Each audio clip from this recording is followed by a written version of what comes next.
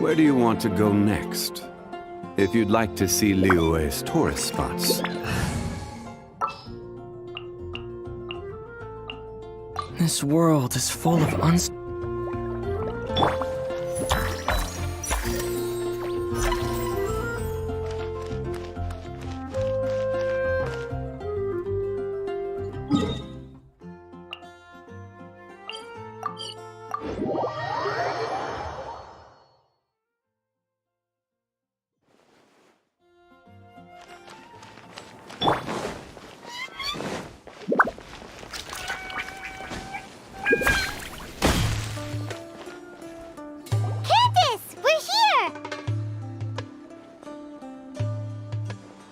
Has everyone arrived? Everyone is already waiting inside. Well, what are we waiting for? Let's join them! Please, wait a moment. Before attending the meeting, I hope you can promise me one thing. What do you need? Promise me that you won't commit to anything too reckless. What do you think?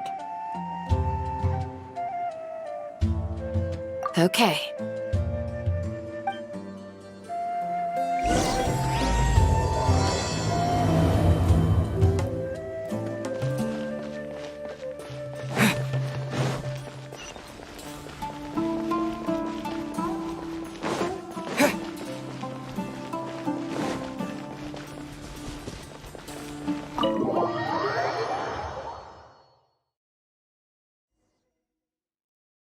Everyone's here so early! But why isn't anybody talking? We already discussed things a bit. Hey, where have you been? I've missed you too. Are you ready?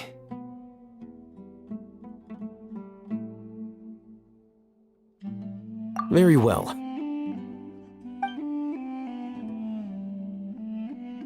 Are you sure this is gonna work? I gotta admit, it's bold. Color me impressed. It's worth a try. The point of discussion is to arrive at a solution. Let's cut the small talk and move to the next point. You're making Paimon nervous.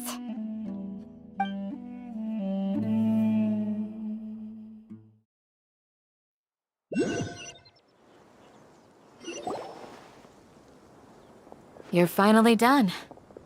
I have some other stuff to take care of. Catch you all later. Come on, don't give me that face. I know what you're going to say. I'll be careful. That's what I wanted to hear. Take care. Well, traveler, Paimon, judging from your expressions, the meeting must have been quite productive. You can tell?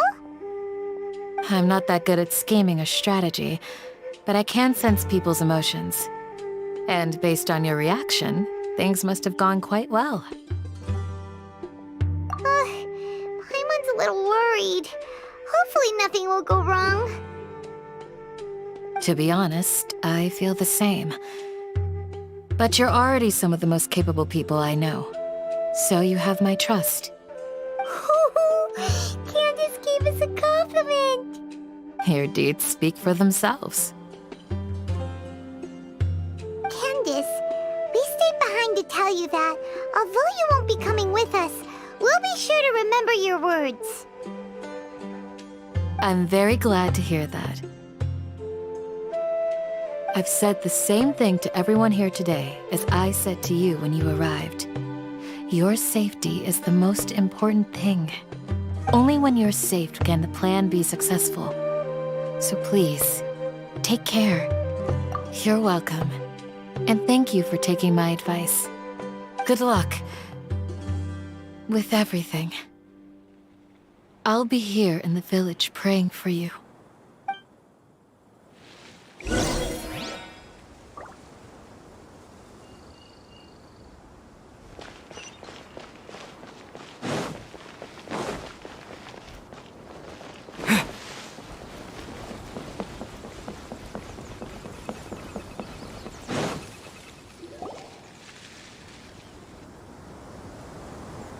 Sounds good. I'll go make some preparations. Okay. I'll hate them! Have you finished saying your goodbyes? Yeah!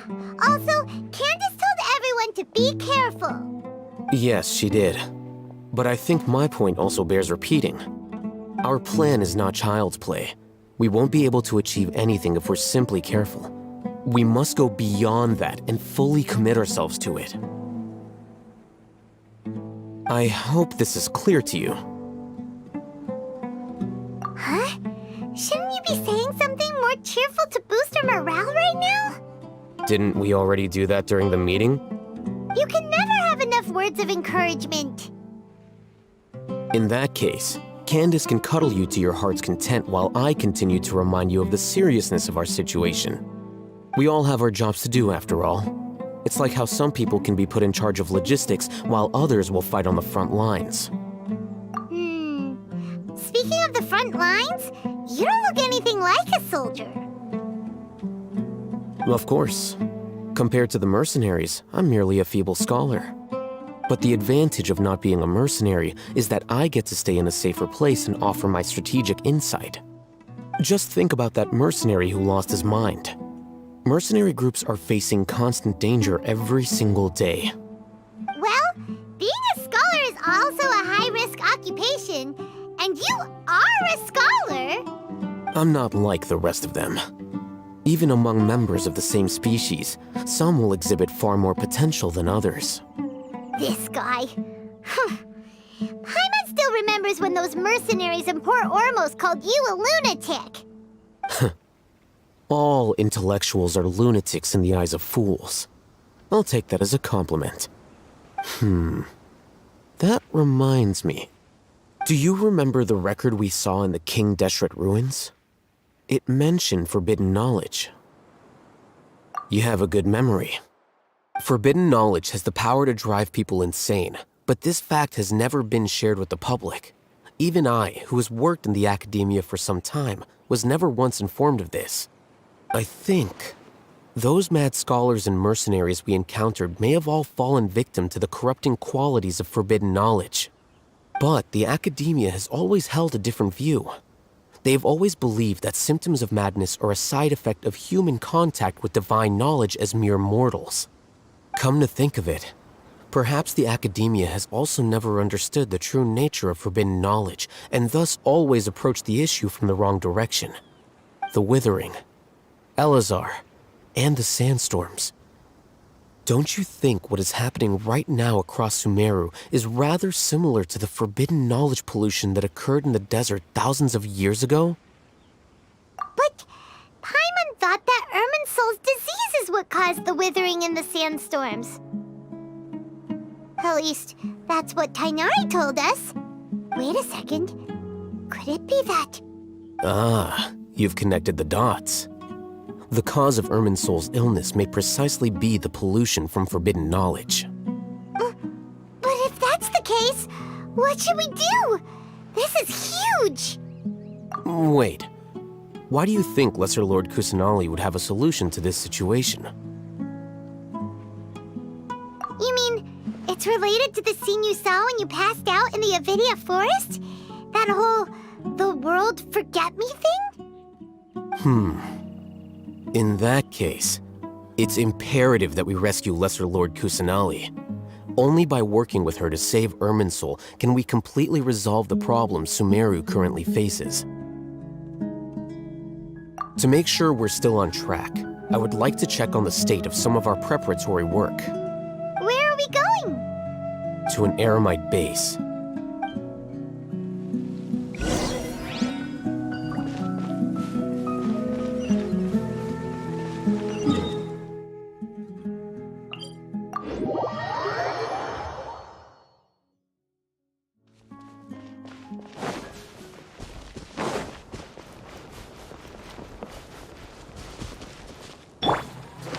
Hey!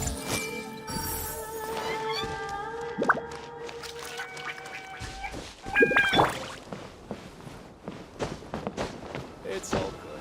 Whatever the boss says. Oh, you made it. Huh? What are here? I gave them some technical work to do. Ah, it's the scribe. And is that the traveler I see?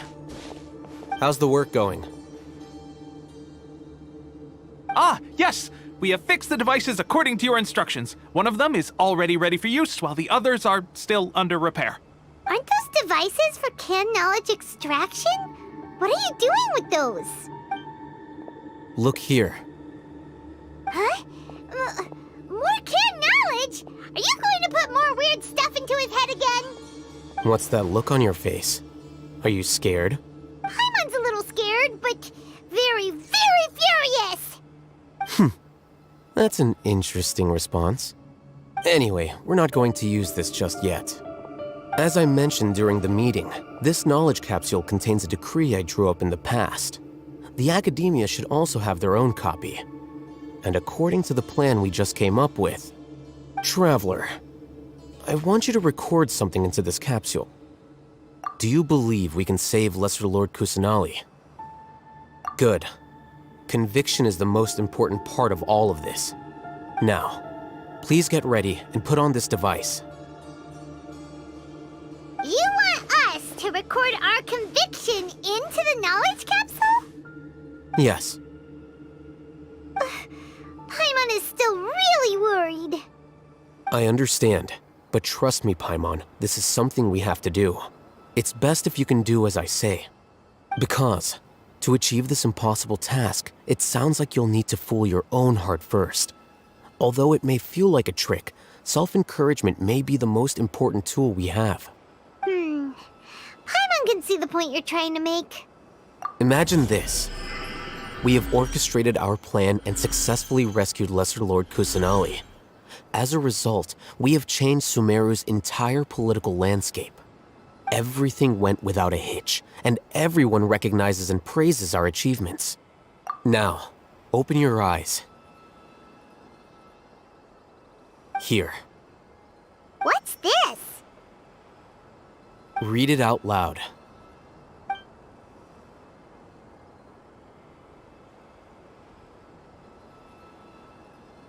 It's done. Is your head okay? Does anything hurt? It's just a recording. There should be no negative effects. But what was the point of doing this? Paimon doesn't get it. And that's perfectly fine. In any case, these capsules aren't meant to be used by you. Huh? What do you mean? Have you forgotten? Our plan needs to account for those who have long relied on the Akasha. You may find it hard to believe, but for those people, everything the Akasha transmits to them is nothing short of absolute truth. Imagine if you've been using a device like the Akasha since the day you were born, and this device has always supported you during times of need. After all that time, what do you think you'd become? A fool? A machine? A slave to orders. And that's why rules are so important. In addition, those who understand the rules can delineate boundaries and identify gray areas. But why would you need to identify the gray areas? You could say that those kinds of ambiguous zones can be very interesting. One might even say they're advantageous in the right hands. Things you're interested in are really out there. Are all Sumeru scholars like this? Anyway, that's enough chit-chat. I'm going to take those two to work on some small projects.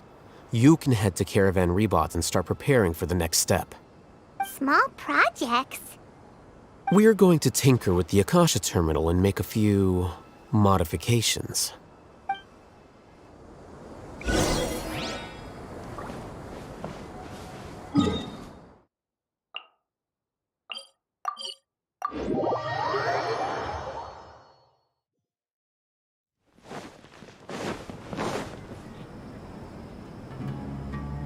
I thought we agreed on a plan. How can you go back on your word?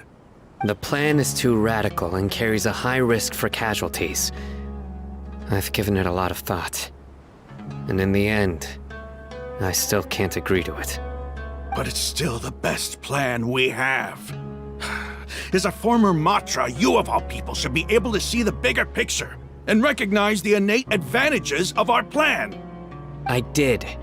And that's how I saw the danger behind these so-called advantages. Hitham's plan is even more radical than I imagined. Huh? Why are you guys arguing? My friend, you're just in time. Why don't you help me persuade Sino? He's turned against our plan. We agreed to work out a plan at the meeting. As mercenaries, you're familiar with the local environment, so you'll take care of the specifics. But then, you went to Al-Haytham for suggestions. Had I known Al-Haytham would give you those kinds of suggestions, I would not have agreed to the plan. Look, you already know that we're all on the same side here, don't you? Mercenaries place a lot of importance on their bonds of friendship, but also will not hesitate to make sacrifices if they deem the situation to be sufficiently dire. I'm sorry, but as things stand, I can't accept your principles. Seems you really do understand the ways of the desert. Traveler, Paimon, this is also something you should know. Rahman's plan is to have me work with the Caravan Reebok guards in my capacity as a Matra. We will arrest the mercenaries and escort them into Sumeru City. Wait, how can we work with the guards? We can't get through that wall easily, remember? Caravan Reebok would never let so many unregistered members of the Eremites enter Sumeru City. My plan will clear us of any possible suspicion, and also let us enter the city as a big group. There is no better way. That also sounds like something Al-Haytham told you. Am I right? Doesn't Al-Haytham know how dangerous this plan is? Of course he does. He told me, there is no perfect plan, but this can get the job done. He also said that with the help of Sino and the Traveler, our chance of success would increase significantly. I never blindly trust anyone, and I've always had a good eye for people. I think he made a number of valid points. It's my own choice to trust you. If I make the arrests alone, I can control myself and prevent you from getting hurt. But I can't guarantee that kind of discipline from the guards. To make the whole thing more convincing, you'll need to resist to some degree. Casualties are inevitable once push comes to shove. I'm okay with the deaths of enemies. But now that we're allies, I'm against the meaningless loss of our own. I can't believe a Matra would actually care about us. I've lived a hard life, and I can say that people like you are hard to come by. I've always treated my allies with honesty and respect. They have the right to know important things like this. Now you're making this hard for me. Hey, is there something we can do to help? I knew you would say that. We can help fight some of the mercenaries, which should reduce the number of times you'll have to struggle directly with the guards. That should help at least a little bit. Sino, on behalf of my people, I thank you for your kindness. But this is a mission we cannot turn our backs on. We strongly value the lives of our friends, but the goal we are about to achieve is even more important. We have no fear of casualties, because we crave the spoils of victory. So please, lend us your support. We will show you the determination of us desert dwellers. Well, now that you've put it that way, I can no longer refuse.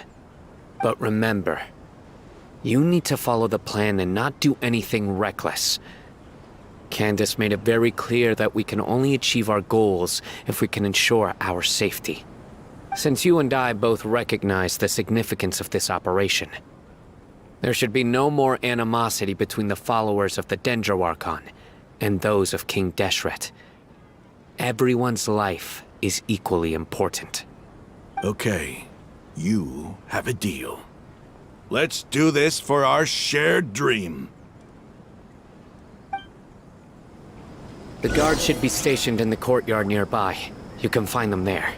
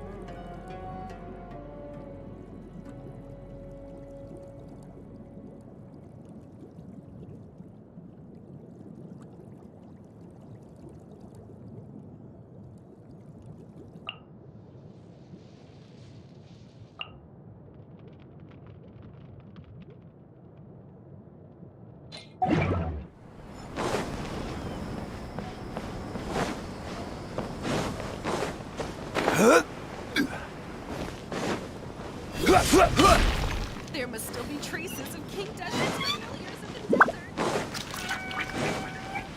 Because things are so.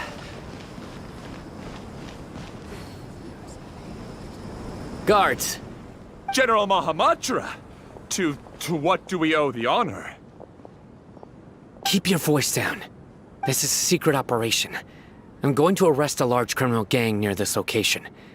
According to the Academia's Guide and Regulations on Secret Operations, I have the right to ask for the cooperation of Caravan Rebot. Ah, of course.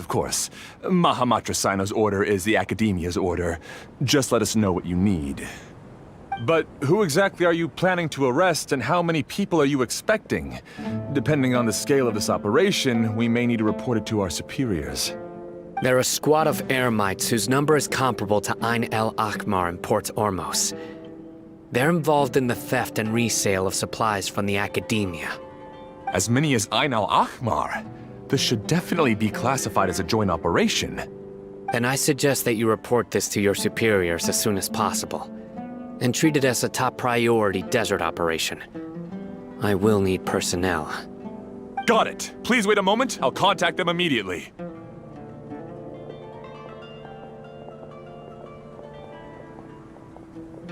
Because this is work. Because I trust you. Paimon can't believe you're still in the mood to chat. This whole thing has Paimon scared stiff. Aren't you even a little worried? What if these guards already know that you have betrayed the Academia and are no longer their General Mahamatra? Even if that guard doesn't know, their superiors might, right? We discussed this, remember? The Caravan Rebot operation is of great importance. But don't worry, the guards there shouldn't know that Sino has stepped down. How can you be so sure? First, the other Matra still don't know why Sino has left, which proves that the Academia has been covering up the matter. Second, this is a crucial moment for the Academia's God creation plan. If something were to happen to the General Mahamatra, it's bound to attract a lot of unwanted attention. No matter how you look at it, they don't seem interested in sharing the news of Sino's departure. A reasonable inference. I agree. Which brings us to our next issue. I'm sure some of you have been wondering if the prediction function of the Akasha will affect our operation. The Akasha is still in operation, so I must remain on high alert. Actually, considering the power of the Akasha, it's quite strange that it hasn't already tried to interfere with my actions. I've given that a lot of thought. For now, I don't think you'll need to worry. If you remember, when you first came to Aru Village, all your actions and routes were predicted by the Akasha. It even gave that information to those who kidnapped the village keepers. But things like that never happened again after we met up with the Traveler. That's true. But why? Look at it from a different angle. Why do you think the Akasha will predict your actions? Because my personal data has been entered into the Akasha. That's true, but the key to this question is, how well can the Akasha make predictions about a person? Haven't you ever thought about it? Just how can it do this in the first place? Because the Akasha controls the entirety of Sumeru. The Academia firmly believes that all human actions can be explained through logic. By sorting and analyzing entered data, the Akasha can derive behavioral logic and predict the actions of those who fit an existing logic model. However, at the risk of sounding like an advocate for fallacies, can everyone truly be considered logical at all times? Emotions are part of our behavioral logic, but can you guarantee that every experience of the same joy or pain would be equally intense? How can our feelings and opinions be predictable down to the letter in every single instance? Sino, in the past, you've always worked alone. In the absence of another person who could sway you or your thoughts, the Akasha could produce predictions that were similar to your real-life behavioral principles. Decisive and principled, you were used to solving problems alone. That's why the Akasha could figure you out. But now, you've joined a team. And I believe the Akasha hasn't yet figured out the full composition of it. Our thoughts and logic have intermingled and weaved themselves together to become a complicated, chaotic mess. Any one of us could potentially disagree with another. The Akasha lacks data on these interactions, and it's impossible for it to predict your actions in the future based on your decisions in the past. After all, there's probably a limit to just how much we can be modeled or controlled by data. So, in my opinion, you're probably safe for now. Makes sense to me. I agree. The Akasha is not alive, and I don't think we can be completely controlled by something without a mind of its own. Is that so? I guess there are things that even the Akasha cannot calculate, and people will not be forever trapped by the past. I'm so glad that this is settled. Next time, pay attention during our meetings. Will do.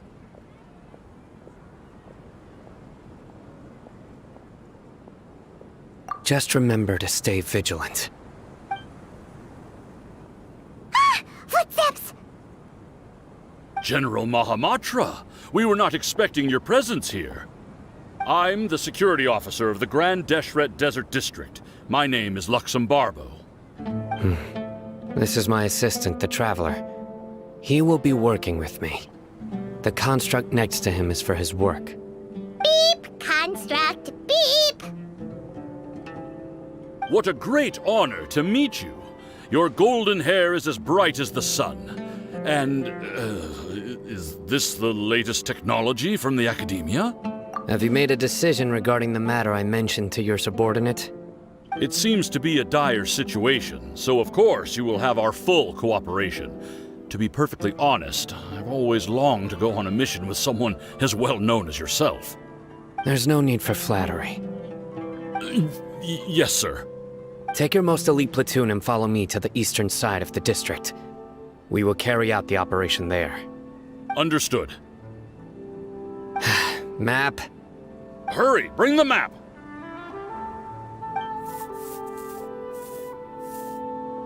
In 2 days, We will engage Rahman's Eremites and capture all of them. Any questions about the time or location? None at all, sir. Good. See you then. Yes, sir.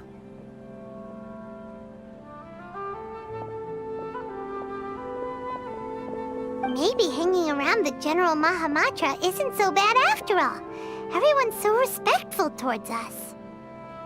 This is all due to the absolute authority of the Academia. And now, we're going to strike back against that massive pillar of power. Get ready. We will move out in 2 days.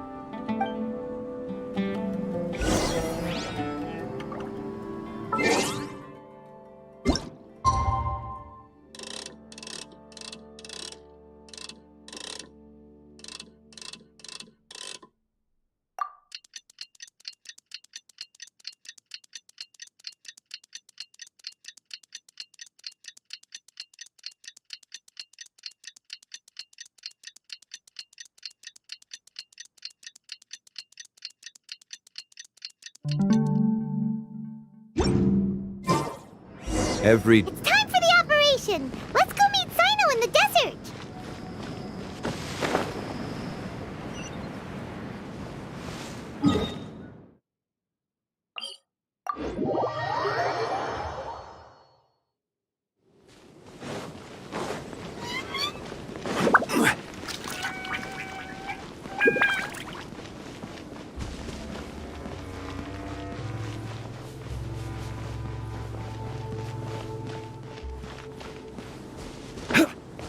Look! Over there! Our helpers have arrived already! Let's hurry over! Wait a moment. Ah! Oh, it's you! You're my assistant, remember? Being my assistant, you must stay with me. Now let's head over there. It's General Mahamatra and his assistants. We meet again. You're here early. It's to show how important we think the operation is. Since this is a big case for the Academia, we are prepared to give it our best. I'm glad to hear your sense of resolve. Remember, we must capture them alive. They are our only leads for the case. If they die, we will be unable to continue the investigation. Understood. Everyone! The Eremites are approaching from the west! Make preparations and be ready for combat. Halt! Oh? What a warm welcome! What do you want? Judging from those shiny weapons in your hands, it seems like you're not interested in a deal. Rahman, the Academia has caught wind of your smuggling and illicit sales. If you value your life, I advise you to surrender. Who are you supposed to be? A Matra from the Academia? I can't believe you came all this way just to catch us. I'm not here to talk. Oh. Nobody's given me this much time of day since I became a mercenary. Brothers! For that slight, let's wash our blades with their blood. Let's show them we Eremites are not to be messed with.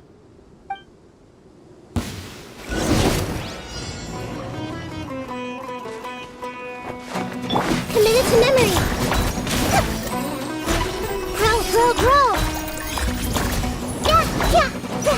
Yeah! Scatter! Speed of light! Hey! Cut to the chase! Incoming! Sharing my knowledge! Everyone hold hands! Yeah! Don't blink!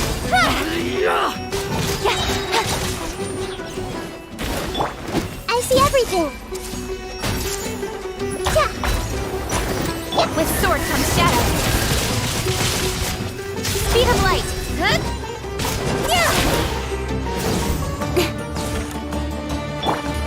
Scatter! Hey! Everyone hold hands! Don't blink! Hey! Good! Nowhere to hide.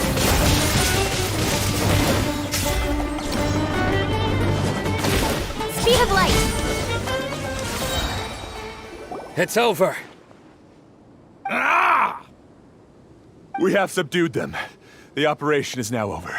All Aramite mercenaries and related personnel in the area have been arrested. You pitiful Dendro Archon dogs! You'll regret this! I'm afraid you'll regret it first. King Deshret will curse you, and you will all! Silence! Oh, Restrain them and take them back to Caravan Rebat. Count their numbers and send them to the Academia as instructed by the General Mahamatra. Yes, sir!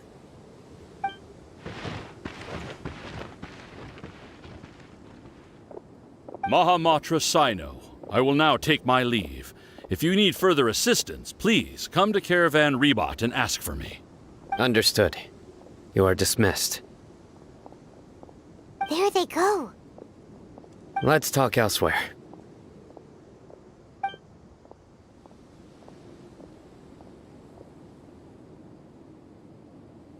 This part of the plan went really well. Yes, things went perfectly. That's fantastic! And that punch you gave Ramon there sure looked convincing enough. Once we're done here, I'll return to Caravan Rebat and oversee the group's transport. I promise. I'll get everyone into Sumeru City safely.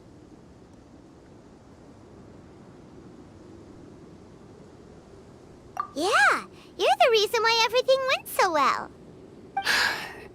It's not the time to celebrate yet. I believe Dia should already be waiting for you. Go join up with her. She will need you to introduce her to Tainari.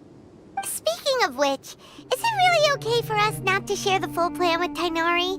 What if he'll feel miffed about it and refuse to work with us?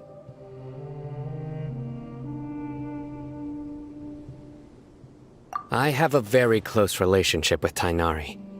Given how well we know each other, I believe my message alone should be enough to bring him to our side.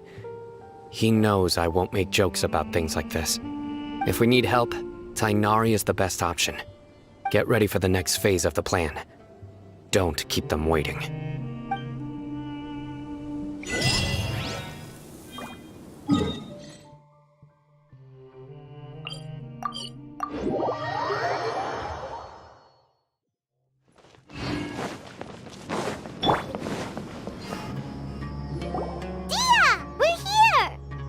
It's about time.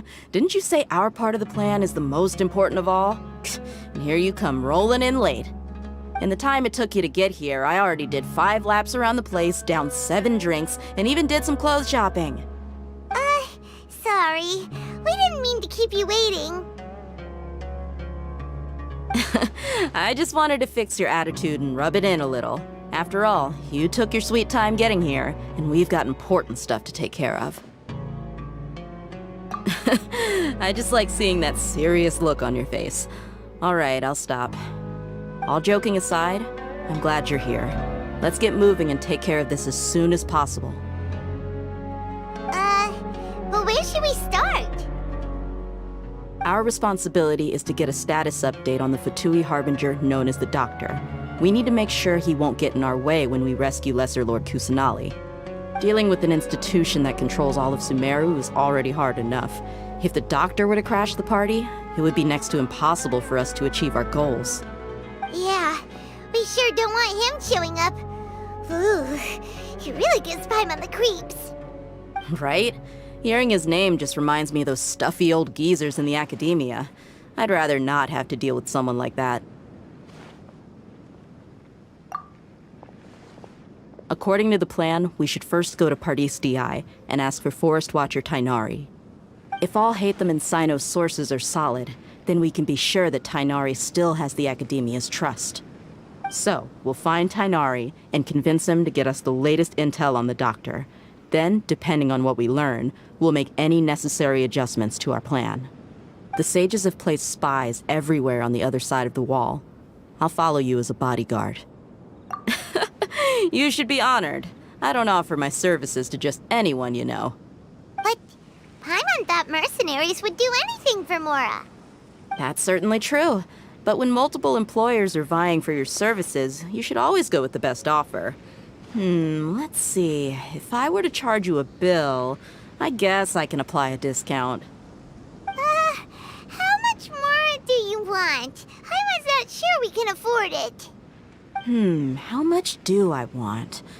Hey, how about paying me with a smile? What do you say? I haven't seen you smiling much recently. If you ask me, someone like you must look lovely when they smile. Come on, give me a smile so that I can be less worried. Looking good! I hope this pretty smile will become our lucky charm. There are many kinds of smiles, but only a truly joyous one can bring blessings to others. Let's consider this smile a down payment for our future victory. Let's go. It's time to pay a visit to Party's DI.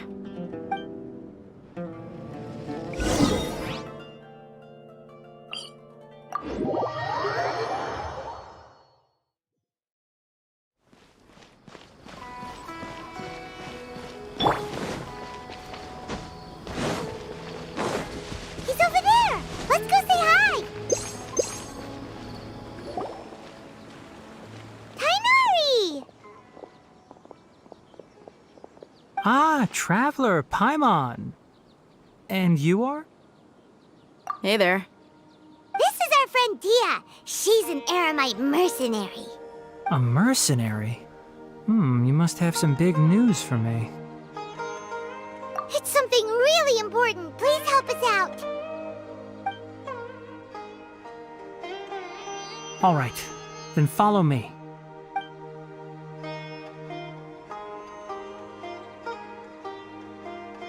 This place is better. We won't be disturbed by any passerby.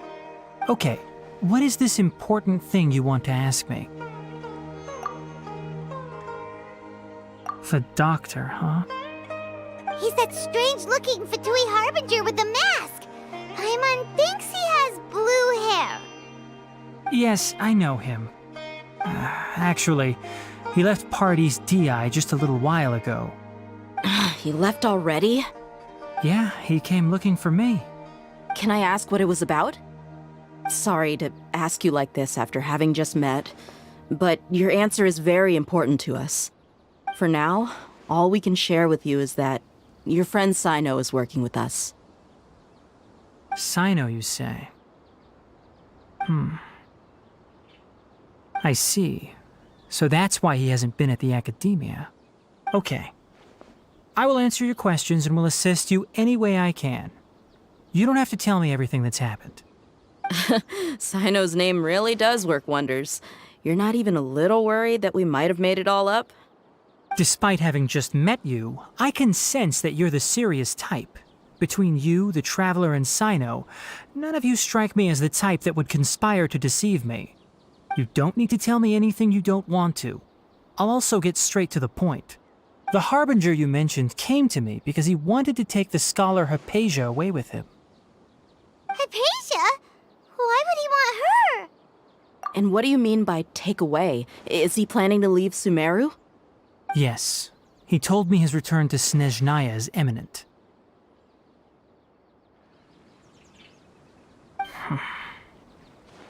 So you mean... you're leaving this place soon? Indeed. Otherwise, we could have perhaps talked a little more.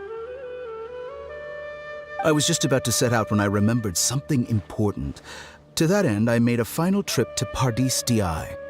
Let me ask, have you been taking care of a scholar by the name of Hypatia? Your sources are accurate. No doubt because you recruited many informants. But you're right. Hypatia has indeed been receiving treatment from me. Forgive me for asking, but how's the treatment coming along? Given the way you're asking, I assume you have something to say. Since you asked, I'll be frank. I would like to take Hypatia to Snezhnaya. It's incredibly difficult to transfer a patient. As a scholar yourself, shouldn't you at least be aware of this? Oh? I can't believe your utter lack of faith in me, to the point of even questioning my general level of knowledge. How unbefitting. Well, you're the only one who's ever made such a request. I have my ways of keeping her safe during the journey. In addition, I can also promise that under my care, Hypatia will receive the most advanced and effective treatment. I will personally supervise her treatment and see to her recovery. Would that be agreeable to you? Hypatia was born in Sumeru and remains a scholar of the Academia. Her situation has not become dire enough to necessitate her transfer to another nation. Transporting her to Snezhnaya is risky, and the potential benefits are unknown. As the person currently responsible for her treatment, I cannot possibly sign off on this transfer. Your suggestion is rude and reckless. I'll pass. I don't know much about the doctor, but after talking with him, I realized that, just like many other scholars, he possesses an aura of arrogance that I've come to detest. It's not so much that he's looking down on others, but more that he's so confident in himself and his abilities, to a point of near insanity. I would never refer a patient to someone like him. I prepared myself for a protracted battle of wits, and was really surprised to see him just give up on the topic. Still, his reaction really concerned me.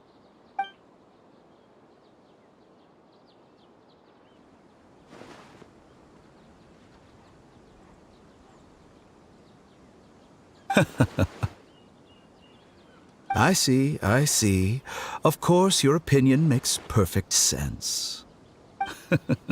You're still young, but already quite stubborn. I must say, you are not like what I had expected. Under normal circumstances, I wouldn't just let you off the hook like this. But unfortunately, I'm in a hurry today, what with Her Most Noble Majesty the Tsaritsa calling for our return. Luckily, there is still some time left for me to take care of everything before I leave. It's just as the Academia said, you're a responsible and gifted scholar. Sadly, even with all of that, you're still lacking a bit of shrewdness. And that's also why people like you can never realize that sooner or later, everyone must pay the price for what they've learned.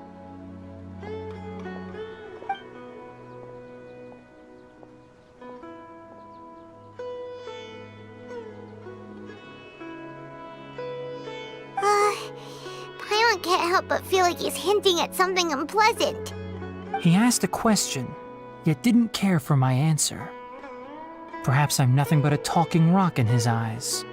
He never came off as malicious, but an utter lack of compassion permeated throughout our conversation. From his tone, I can sense that he's always looked down on others.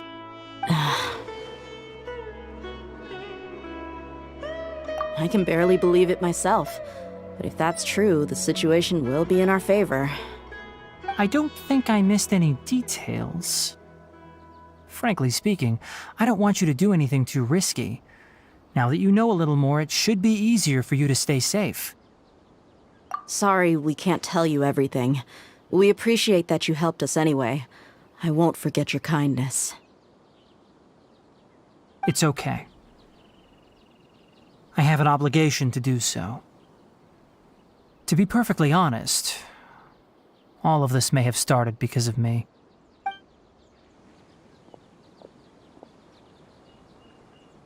Recently, my master wrote several letters to me, asking me to return to the Academia and assist him with his research. Hasn't he already asked you several times before? Yes, but there's something off about this most recent batch of letters. The handwriting and tone are both familiar, but some details have been omitted. My master will occasionally leave a few dots on the back of the letter. 1 dot means that he wrote the letter on a sunny day, and 3 dots stand for a rainy day. This has been a habit of his for many years, but I didn't find any dots in his recent letters. I believe something may have happened to him. I get it. Since you are always at Gandharvaville, you would like me, someone already working at the Academia, to investigate this matter, right? I'd like to ask you to do that for me. If you can keep yourself safe, please withdraw immediately at the first hint of danger. I can do that. But I have a feeling it won't be that simple. The Academia has been working on a big project. I'm not quite sure what it is, but your master might be involved with it. If the higher-ups really are hiding something, then it will be difficult to remove myself from the situation once the investigation starts. If the situation becomes critical, I'll leave the Academia. If you don't see me there for an extended period, that's your cue. All right, we've got a plan. I'll stay at Gandharvaville to support you. If that scenario comes to pass, you must be extra vigilant. And be wary of any messages or direct requests from the Academia. I must say, I didn't expect a warning like this from the General Mahamatra. Being loyal to the Academia doesn't mean blindly doing whatever the sages say. I know what I'm doing. On that note, aren't you also being quite distrustful of your alma mater? The Academia, yes, but my master is a man of integrity. Even when I was a student, I was worried he'd get in trouble for sticking to his beliefs. I suppose he's lucky to have lasted so long. But in the end, it still caught up to him.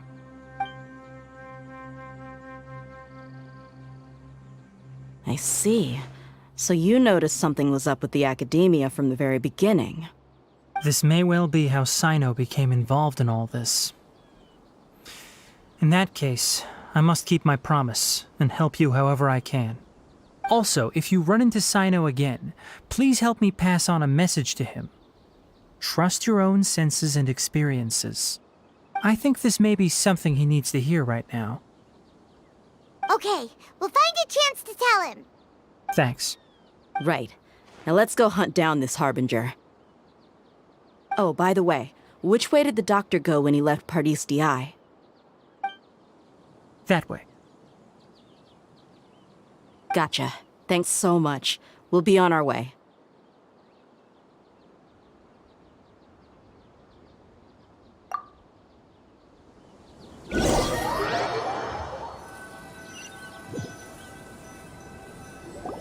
According to Tainari, the doctor is leaving Sumeru soon.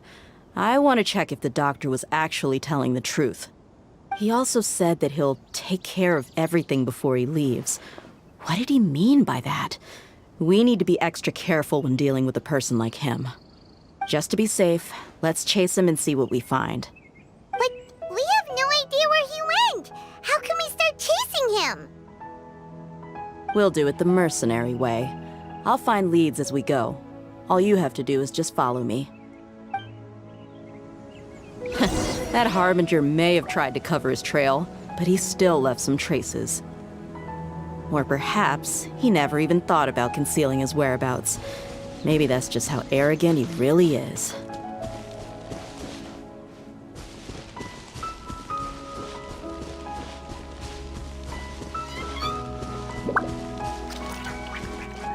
Yep, we're headed in the right direction. The traces are still fresh, but there's no sign of his entourage. Clearly, they're in a hurry.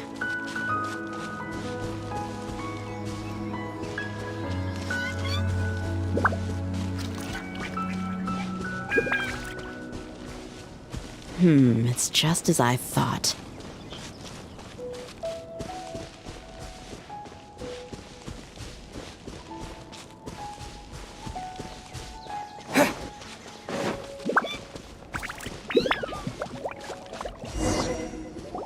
We can stop here.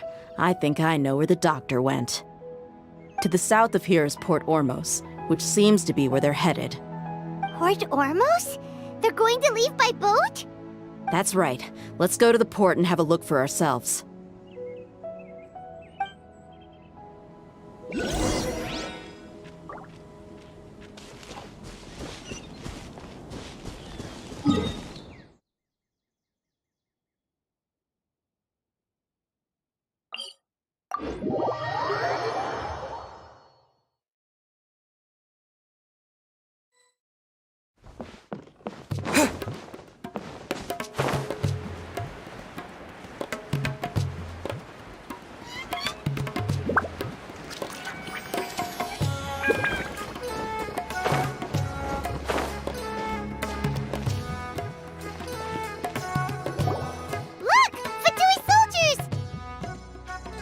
Nahida's tracking skills, seems we found the right place.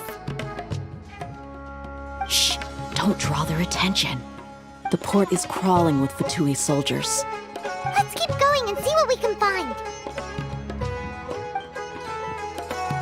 Now this is a proper farewell ceremony for a Snezhnayan Harbinger. The Lord Harbinger is leaving. I've still only seen him once or twice. I used to hold a position in our homeland, and back then, the doctor spoke in a very different way from the way he speaks now. Maybe the way people talk in Sumeru has rubbed off on him? It's always like that when you spend too long away from home. When he gets back to Snezhnaya, perhaps it will also take him some time to get used to the life there again. Huh? But, sir, that can't be right. No, I remember it like it was yesterday. Both his expressions and tones are now very different. Also, for some reason, he seems like he's all smiles now. You must be mistaken. Nobody's supposed to look happy when they're on a business trip.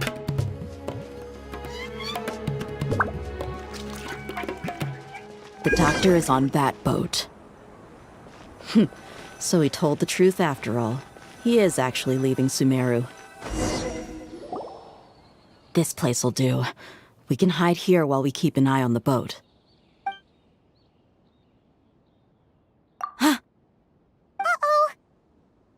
He saw us. Huh? Is he waving at us? It's time to say goodbye. Wait, is he the only person on the boat? You mean there's nobody with him?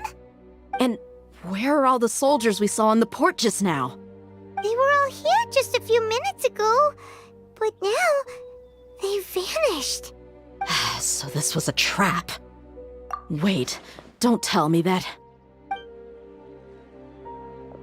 Luckily, there is still some time left for me to take care of everything before I leave. Oh no. They might be after Hypatia. Let's get back to Party's DI. Huh? What do you mean? I'm afraid that she's seen something that she wasn't supposed to see. If I were the Fatui, I would also try to take her away. And if I couldn't... Oh no! Are you saying they're going to kill her? Let's go!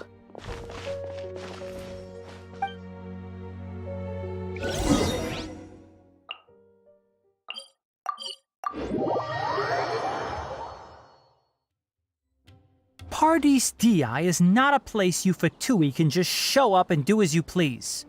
I believe we've already made ourselves quite clear. Our superior gave us permission to search for and collect medicinal herbs in Pardees Di for research purposes. But you've been in Sumeru for some time already. I find it coincidental that you chose to only come here today. Even the Grand Sage himself may not have the right to question our research, much less an ordinary scholar like yourself. I've done my duty to inform you. Don't make things difficult for yourself. It would seem that my words have fallen on deaf ears.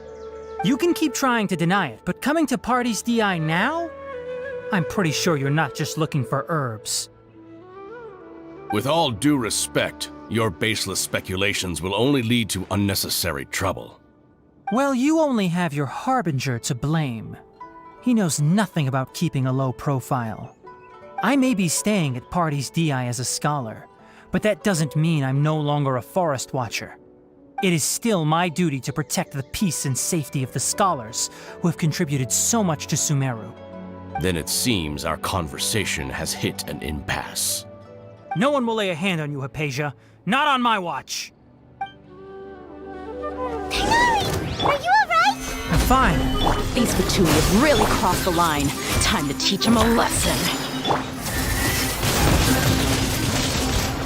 There's no use resisting! Give us Hypatia! Keep dreaming! Yeah, Tighnari! Beat him up! Propagate! Speed of light! Shouldn't get careless. The doctor's orders are absolute. Yeah? You've been someone's lapdog for so long that you don't know anything else now.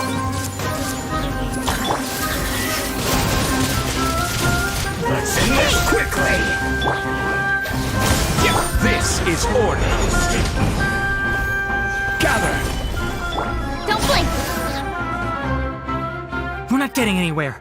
Traveler, Paimon, please go to Hypatia. We need to make sure they don't try to sneak around and attack from behind. Got it! Hypatia's still here.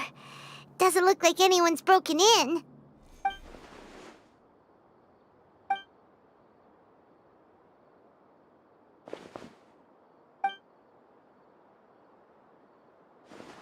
Well, how is she? Oh, that's good.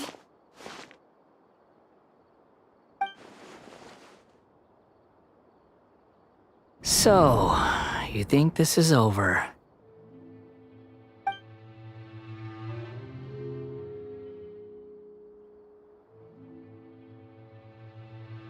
What?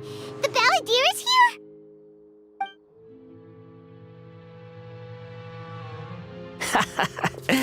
I've missed that look of abject horror. You've given me that look every time we meet. But, where is he?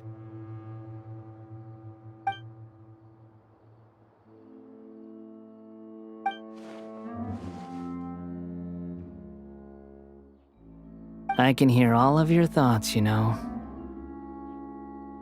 Don't you remember? I already saw you the first time you came to Parties DI and made contact with Hypatia. I didn't need to do anything. It is her honor to be able to connect her consciousness with me. Who are you talking to? It can't be the Balladeer, right? That's impossible. I know you must be curious. I might as well tell you that I decided to enter Hypatia's consciousness the moment I sensed your touch. I wanted to observe you on a fool's errand. Hey, Traveler! What are you doing? My deification is nearly complete. All that's left now are just some final details. Do you understand? Even if you manage to rescue Lesser Lord Kusanali, it will be impossible for you to defeat a bona fide god like me. Is it wise to force that childlike god into a divine battle against me? Scholars consider the God of Wisdom to be the sum total of their faith. It's how they can justify reverence for a god as they construct it. But this also shows that humanity's worship of gods is a combination of blasphemy and exaltation. It's truly laughable. Yes. What is it? Yeah, I'm in a good mood, which is why I'm talking to you like this. What do you mean?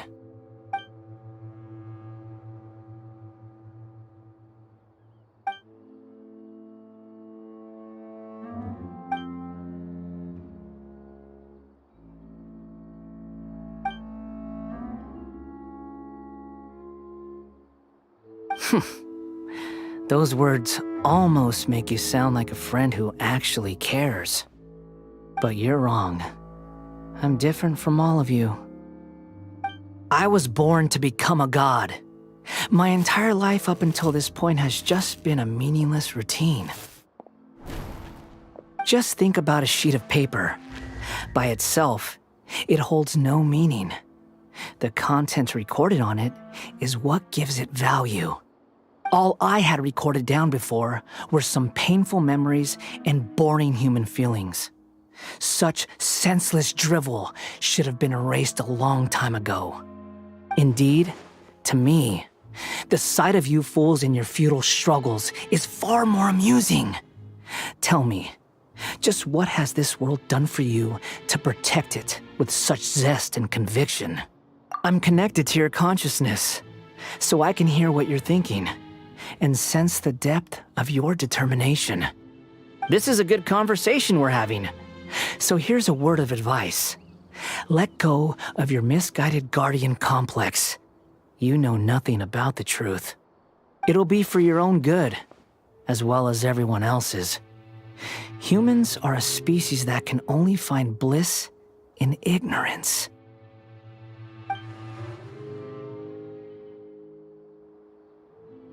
Ah, you've seen my affection for her.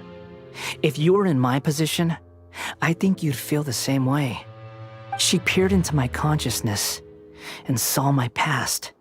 Someone like that is qualified to become my first follower.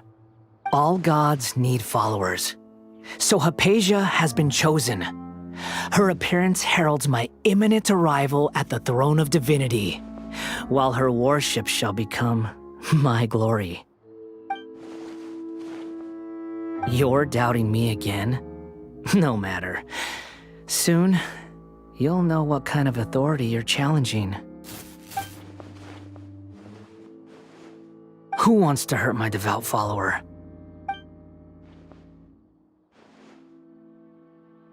The doctor wants to hurt my first follower?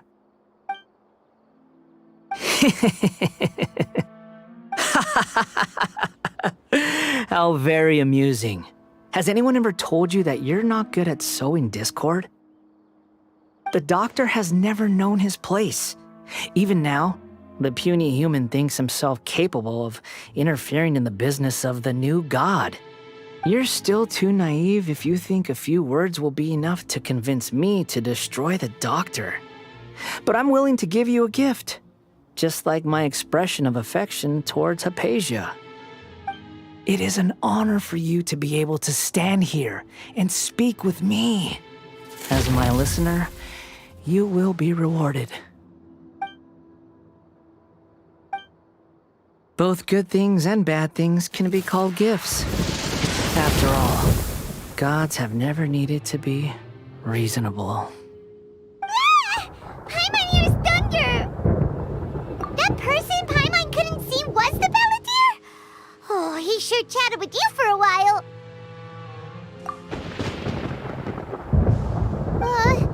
Where is the storm headed? That means anyone outside is in danger! Let's go! Tainari and Dia still must be fighting!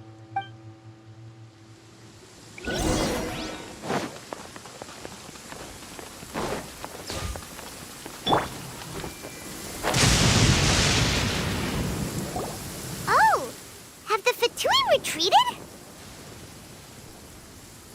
Hey! What happened to you? He's hurt. I'm fine. Don't move. I've seen Eremites get struck by lightning before. You need to rest. Struck by lightning? We were fighting, and just as things started looking grim, the weather suddenly became extremely strange. Lightning started attacking everyone, almost as if it were alive. Luckily, there were only two of us, and both of us were nimble enough to dodge most of the strikes. There were a lot of Fatui, though, and they were being torn to shreds by the bolts of lightning. With that, all the Fatui soldiers were forced to retreat. Why are you sorry? It's all right. I'm sure you also never expected this to happen. Don't blame yourself. My wound aside, you look like you've seen something unpleasant. Is Hypatia all right? Hey, didn't I tell you not to move? Just in case. Let's go to Hypatia's place and talk about things there.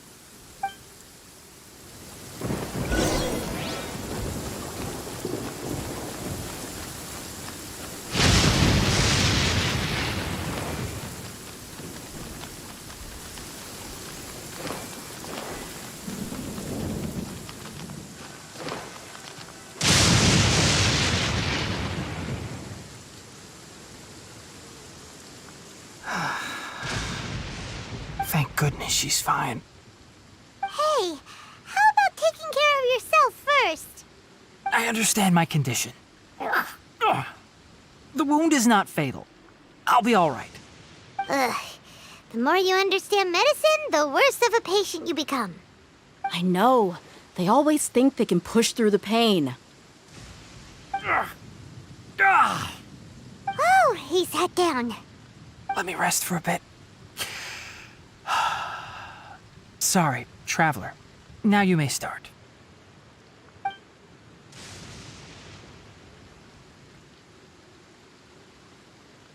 So that's what you were talking to the Balladeer about?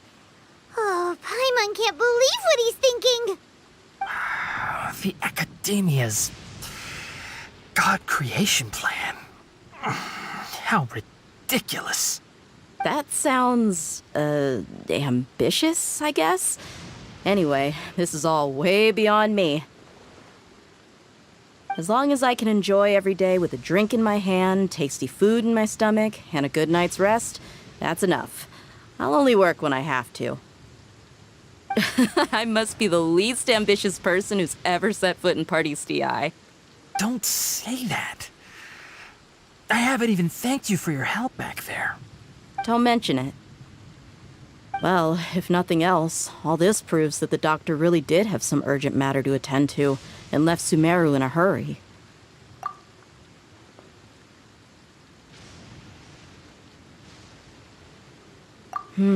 Maybe the Fatui want to cover up some secret of the Balladeer.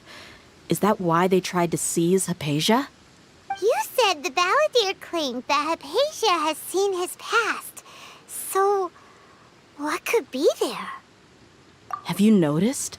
The Balladeer is not happy with the doctor's actions. He thinks the doctor has no right to consider himself as his equal. So, if the doctor was to show up again, would the Balladeer zap him with lightning? Based on what the Traveler has said, I think he would. Having the doctor gone benefits him as well as us. In other words, we've successfully completed this stage of the plan. The doctor is out of the picture now. Yay! That's a big accomplishment! I'm also happy for you. Thank you for the help, Tainari. Make sure you rest up for now. Yeah. All right. Okay, that wraps things up for us here at Party's DI. Traveler, it's about time we rendezvous with the others at the Grand Bazaar.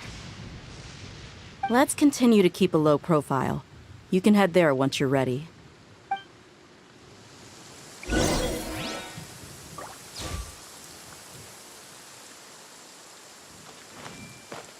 You can just focus on your plan. Leave Hypatia to me.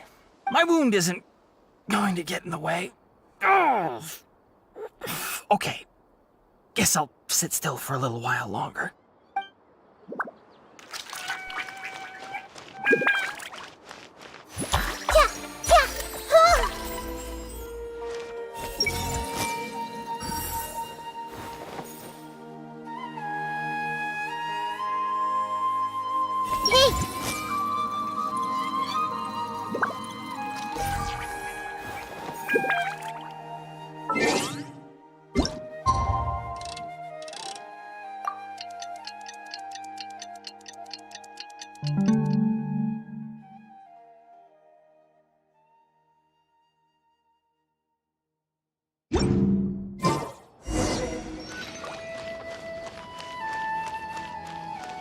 Everyone hold hands!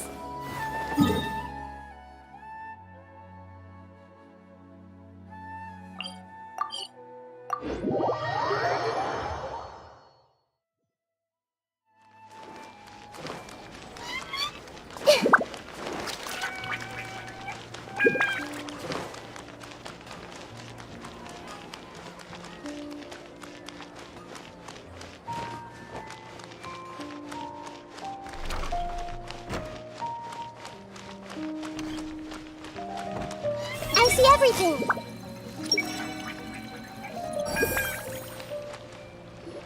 All right, everyone is here.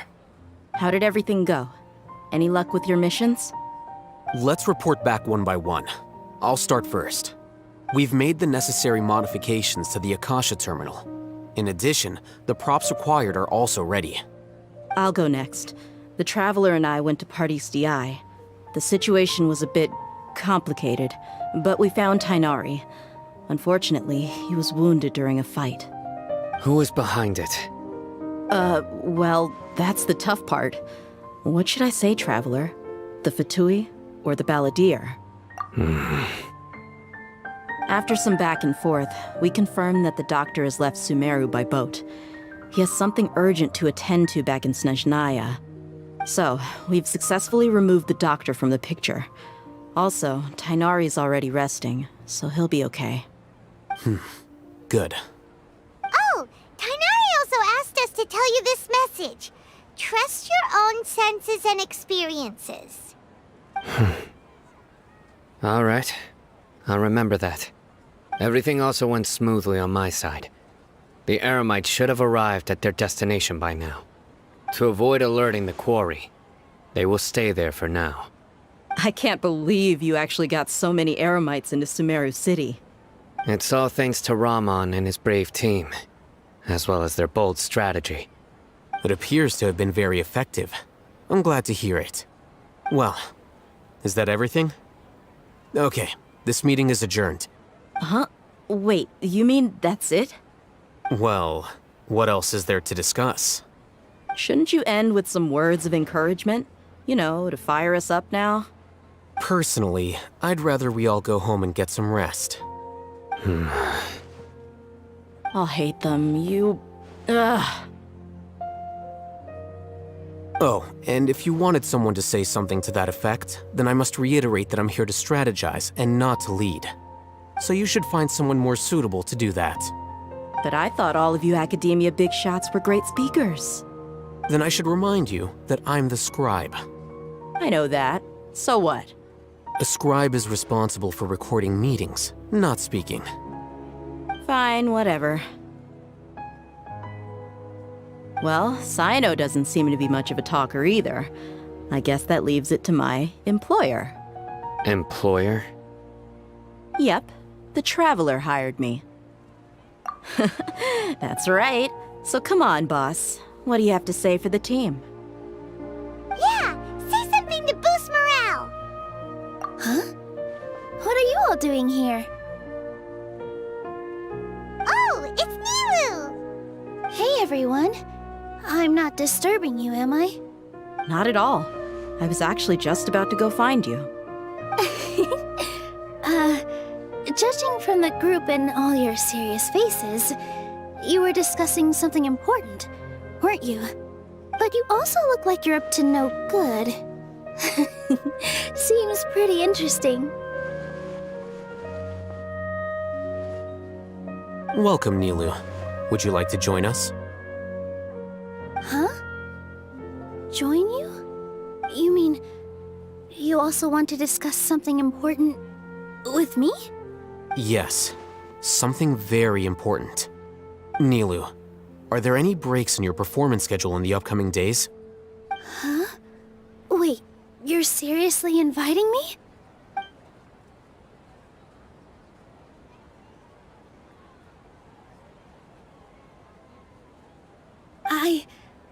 I can't believe my ears.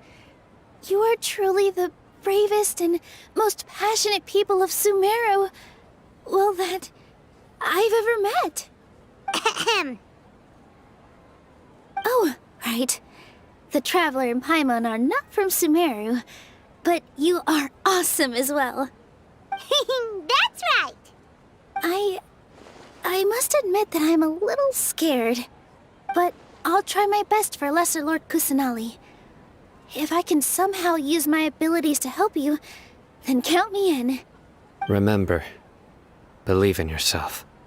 Okay, I'll get my friends at the Grand Bazaar to help us tomorrow. Just remember not to say too much. Be discreet. Yep, you got it. All the preparations are done. Now, can we finally conclude this meeting? So, have you thought up what you'd like to say, boss? Yep. It's a grand plan and we're all super awesome.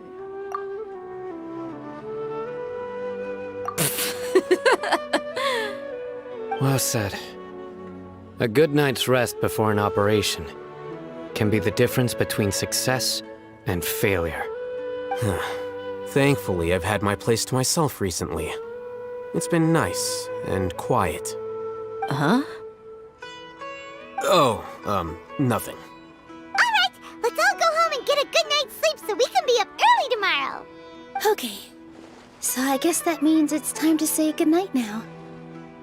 Yep! Good night, everyone!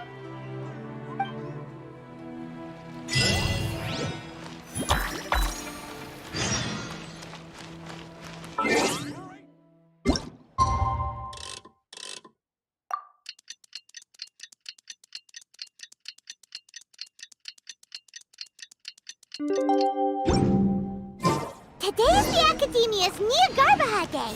We can finally put our plan into action. Alhaitham should be waiting for us.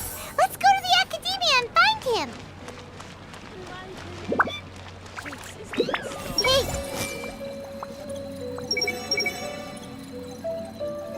The weather is great today. Life is so dull here.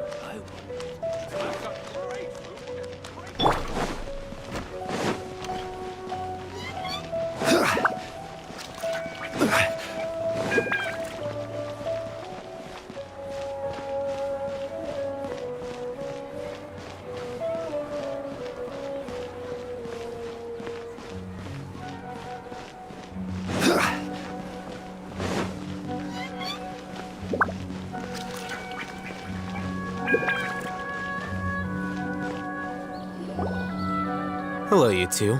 Sleep well? Not really. Paimon got too nervous thinking about today and didn't fall asleep until the sun was almost up. What about you, Alhaitham? Naturally, I slept just fine. After all, a good rest should be considered part of the plan, since energy is an important resource. You just want to show off how calm you are. It's crucial to dissipate any tension before we execute our plan. The only thing you're doing is being annoying. Anyway, do you need me to go over the game plan again? Our target is Grand Sage Azar's office. Everyone in the Academia knows that's where the Grand Sage's console is. Only they can operate it. Many restricted commands and operations are executed via that console. I'm sure that console has a way to free Lesser Lord Kusanali. You know, Paimon's been thinking, what kind of technology could let the sages imprison even a god? That isn't something they could have accomplished with their scholarly talents alone. In the Sanctuary of Surasthana, there's a device of Greater Lord Rukkhadevata's that she once used to isolate herself while meditating. 500 years ago, the Grand Sage at the time modified the device so that it can no longer be controlled from the inside. They were effectively trapping one god with the power of another. So, how are we gonna get to the Grand Sage's office? Don't forget, today is Nahida Day, arguably the most important day to the Academia.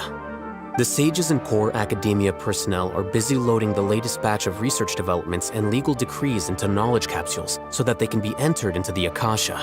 All the Darshan's researchers have their noses to the grindstone, and the Academia's grounds are flowing with all sorts of people. It's the perfect time for an infiltration. When the Grand Sage leaves his office to supervise the entering process, that's our cue to access the console and free the Dendro Archon. Well, yes. That's just the visible side of our plan, after all. If precedence holds, the Academia should have already started preparing for Nahida Day. Everyone should be in position. All that's left is for us to lead the charge. Let's go. So are we just gonna walk in through the front door, or...? Yes. Were you expecting a stealthier approach? Paimon can't think of a good comeback. Alright, it's all on Alhaitham if things go south.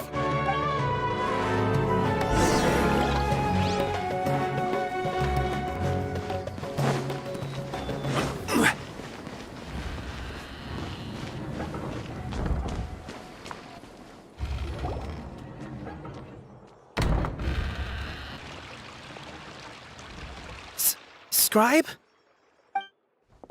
Please, wait. Are you Scribe Alhaitham?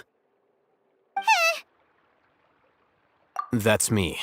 Is something the matter? I'm in a hurry. No. I was just surprised to see you here. I had heard that the sages were looking for you not long ago, but I didn't know what for.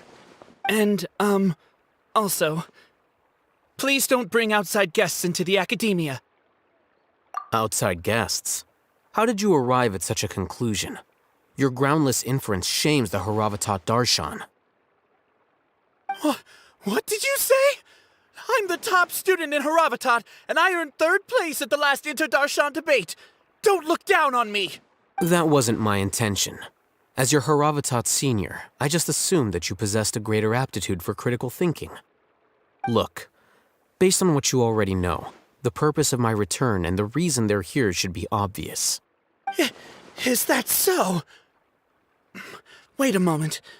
Let me think. Don't tell me the answer. The sages search for you. A blonde-haired traveler. Outside guests.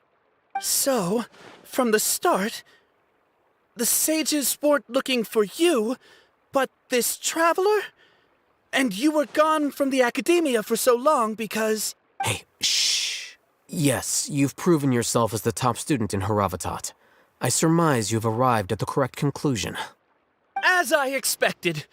Please, forgive me. I wasn't thinking clearly just now. Thank you for getting me back on track. It's nothing. We'll be on our way then. All right. Thank you for your contributions to the academia, Scribe.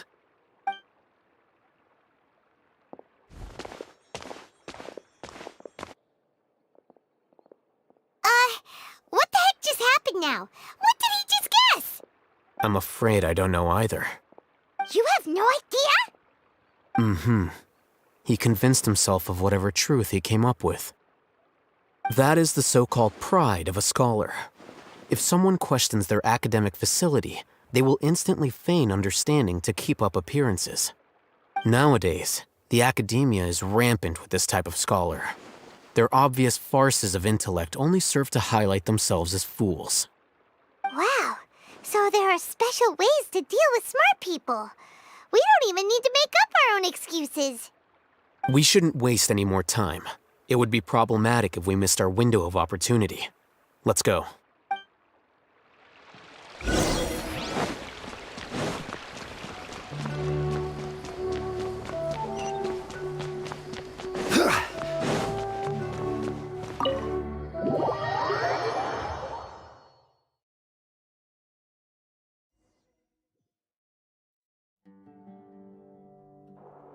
Is this the Academia's library? Indeed. Known as the House of Dana, it is quite possibly the most extensive special collections library in Teyvat. There are a lot of students going through here. Is it really okay just to waltz right in? The Academia marches to a fast beat, especially since it's Nagarbaha Day. They're all occupied with their own matters. Just act natural. Now, hurry along.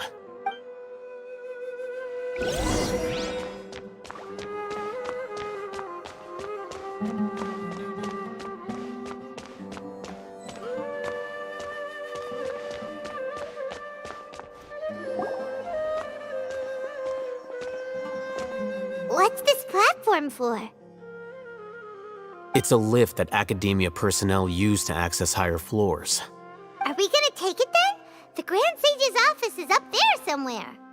No, not right now. We can't guarantee that we won't run into the Great Sage. Let's step back and observe for now.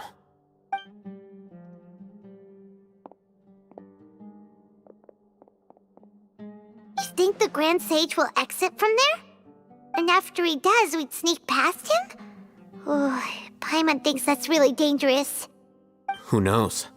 However, if we can confirm Azar's current location, our operation will be much safer if we... Allow me to offer you a hint. If you wish to know his location, look behind you.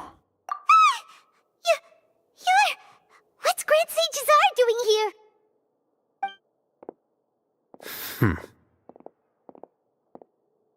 Do not tell me you believed the Academia would not grow suspicious of you after such a prolonged absence, Scribe. An eyewitness had informed me of your whereabouts, so I came to personally welcome you. Great Sage, I didn't expect you to care so much about me. I'm truly flattered. I'm sure, But compared to you, I am far more interested in these two unexpected guests. You are the Traveler and Paimon, correct? It's a pity that only now have I been afforded the opportunity to formally meet two of Sumeru's most esteemed guests. I do apologize for my lack of decorum. Excellent. You immediately initiated discussion instead of attempting to prepare some perfunctory excuse. You clearly understand the situation at hand, and have no intention of making a reckless stand. The foot traffic here renders this place unsuitable for discussion. Please, follow me to my office.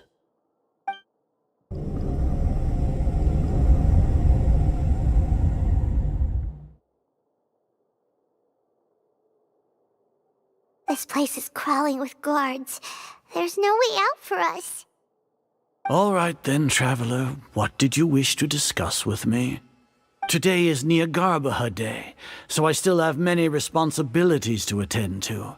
There is little time for idle chit-chat before I detain you all. You seem to know quite a bit about our endeavors.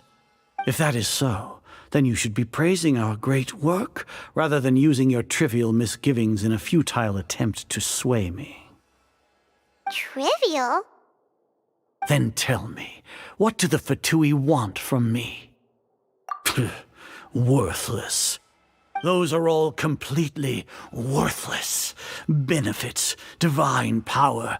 These materialistic words do nothing but debase our great work. Creating a god. Yes, we are using human wisdom to create a god.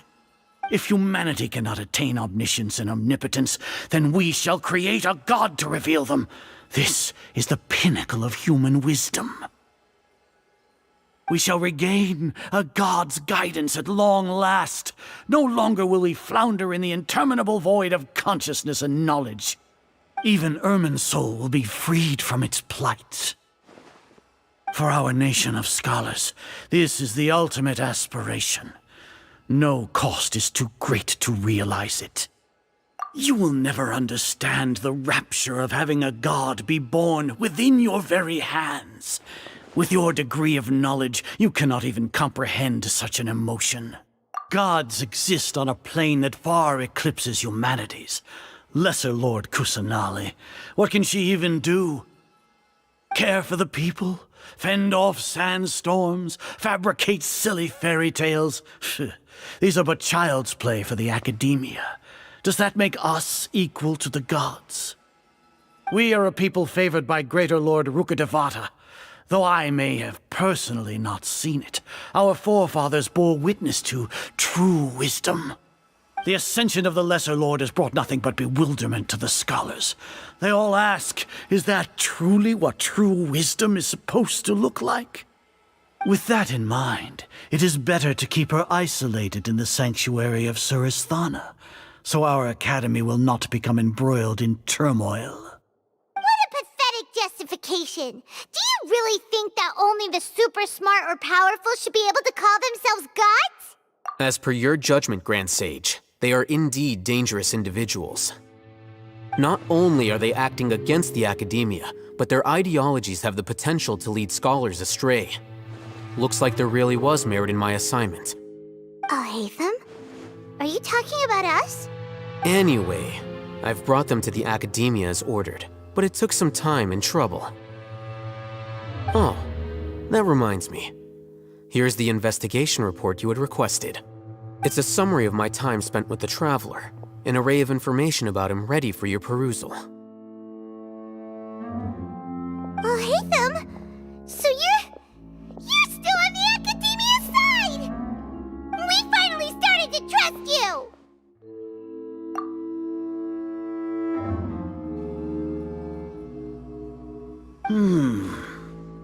Excellent.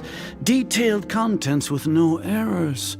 I would expect nothing less than an immaculate report from the scribe.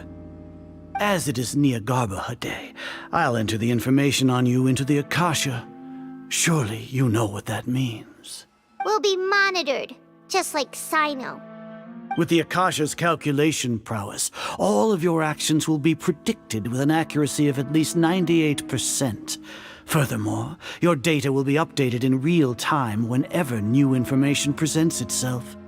To put it into words you can understand, wherever you go, you will be walking under an invisible leash. This is Sumeru's greatest penalty for dishonest persons. Are you not familiar with the concept that great responsibility begets an equally great suspicion? In any case, you are Sumeru's most concerning external variable. Locking you down will greatly decrease the chance of any undesirable outcomes coming to pass. You're despicable! Despicable? Perhaps from your perspective, but I suppose you had mentally prepared yourselves for this, no? Your ploy was to sacrifice the traveler here, was it not? Lord Azar, I know what you're trying to say, but I've been following your plan this entire time. Why are you doubting me at this juncture? Must I delineate your entire plan? Very well, I will spell things out. First off, I received an eyewitness report that you were spotted with the traveler at Caravan Ribat. However, you immediately departed for the desert and escaped surveillance range. Judging by the time, you all likely encountered the truant General Mahamatra in the desert. Am I correct? Maybe Paimon shouldn't have mentioned Sino just now. The Academia had not received correspondence from its scribe for a prolonged time.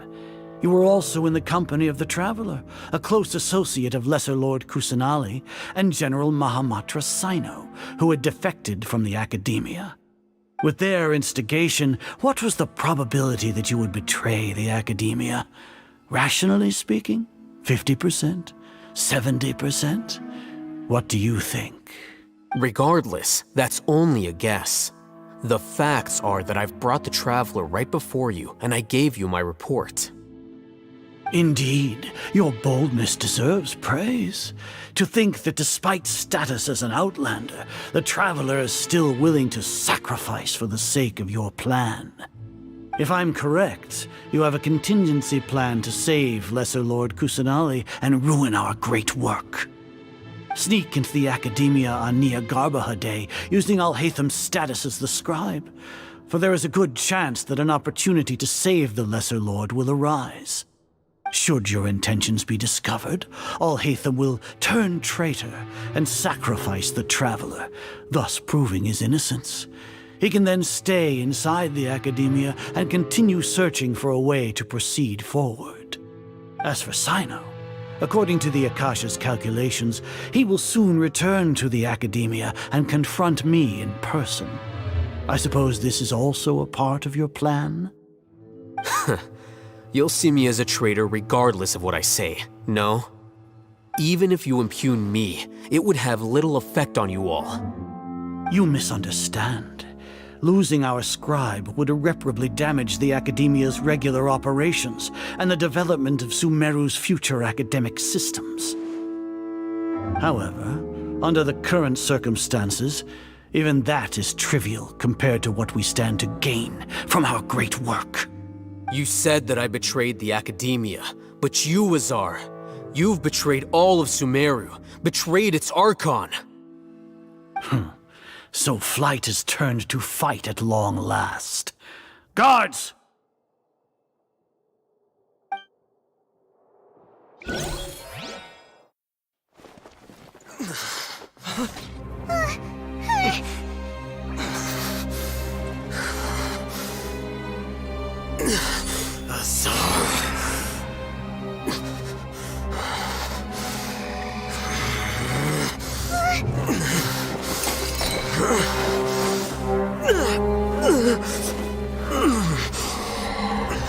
Well, what do we have here? So you stole that divine knowledge capsule? Traitor! You traitor! Even the most rational scholar will yearn for the power of a god in a moment of desperation. Aren't you doing the exact same thing as me, Alhaitham? Unfortunately for you, no god will lend you their power. Azar!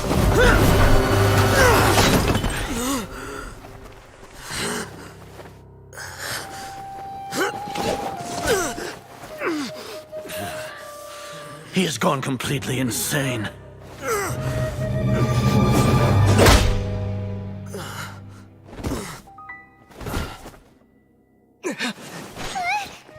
Take him to the Matra and exile him to Aru village. Then find someone to take these two to the confinement room. I'll deal with them later. Grand Sage, we've finished all required preparations for Nyargarbaha Day. We may begin to enter the capsules now. Excellent. You may begin.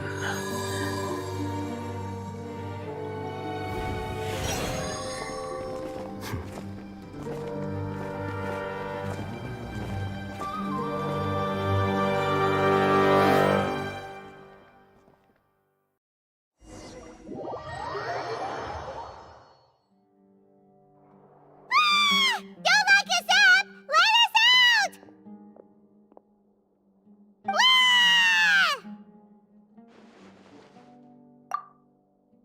Oh, yeah. Paimon got a bit carried away there. How was Paimon's acting just now? Great, huh?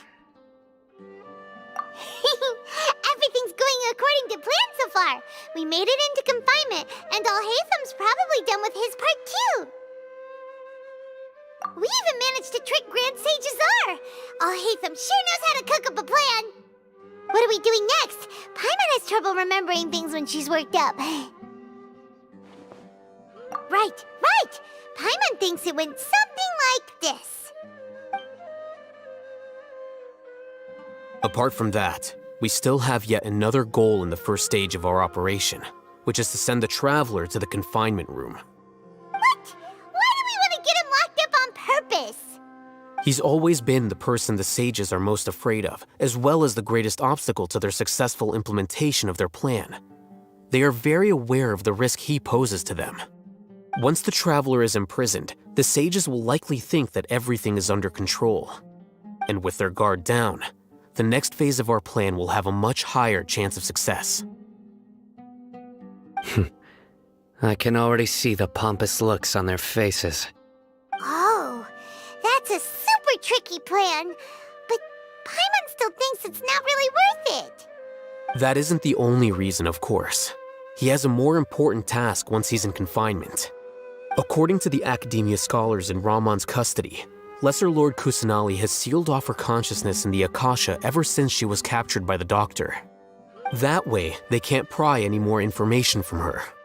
Even if we break into the sanctuary of Surasthana, it will take time to awaken Lesser Lord Kusanali's consciousness. We need to do that in advance. So our job is to wake up Nahida! Okay, totally worth getting thrown in jail for. The confinement room is inside the Academia, close to the sanctuary of Surasthana. It's a completely enclosed space, and you won't be receiving any visitors. I'll work with Ramon's scholars to make some modifications to your Akasha terminal. Once you're in, get as close as you can to Lesser Lord Kusanali and try to connect to her consciousness. However, as for whether she'll actually wake up, that will depend on our luck.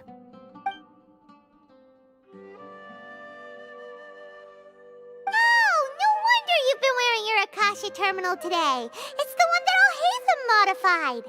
Paimon thought they'd take our Akasha terminals when they locked us up in here. Were they being careless? Alright, so what now? Sounds easy enough. We can finally talk with Nahida after all this time. Let's do it. There's a light flashing on your Akasha terminal. It's almost like... the faster it blinks, the better the signal!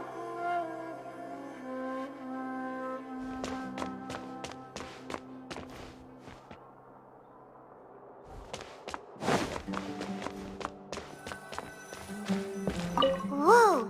It's Mora! Ooh, Mora! No, Paimon, we're not here to hunt for treasure!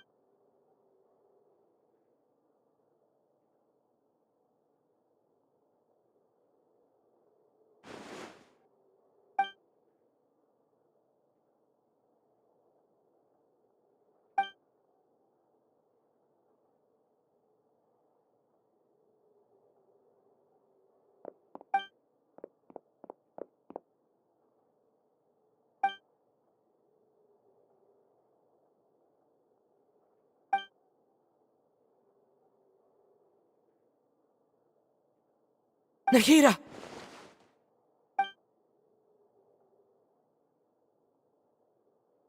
Hey, Nahida!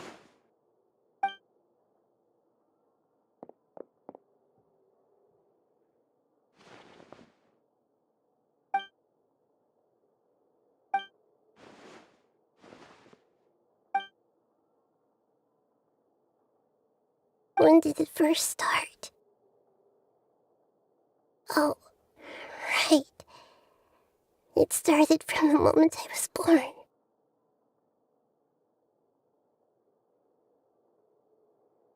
I want to become a worthy Archon. So I've kept studying. Kept listening to my people and their hearts.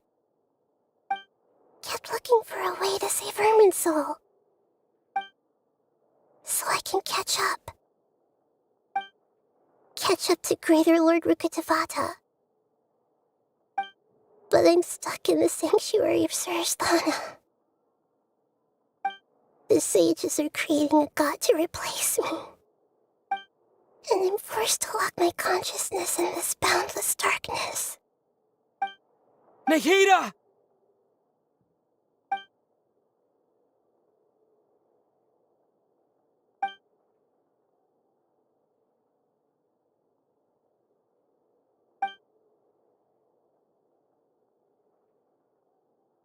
Nahida!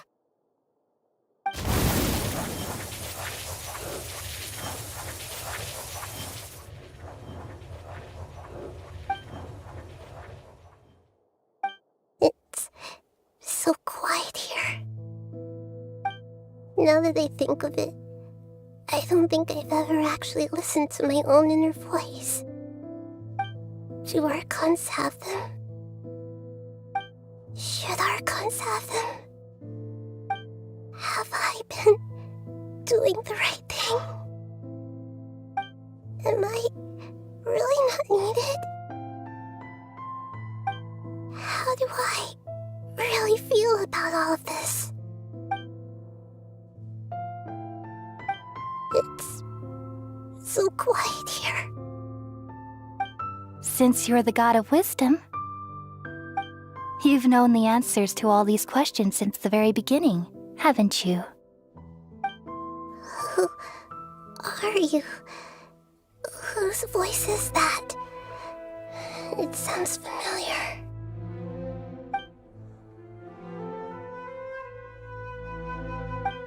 You're right, though. I won't ignore my own voice anymore.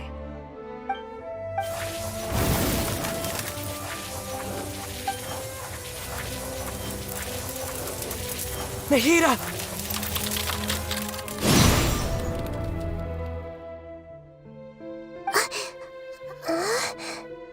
Nahida? Did you wake me up? Thank you. Why are you here? We're here to rescue you. Are you alright? I'm fine. It's just... when I think of everything that's happened to me, I feel really angry now.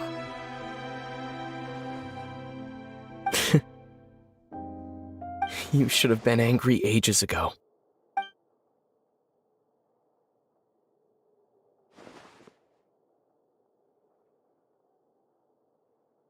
Huh? Oh, you're back! How's everything? That's wonderful news! Great! We weren't locked up for nothing! When you went to wake up Nahida, Paimon was listening for any sounds outside. You were out for a long time. There are fewer and fewer scholars going about now. You think everyone's done with their Nyagarbha Day stuff? Yep, so that means our next act is Nilou's performance!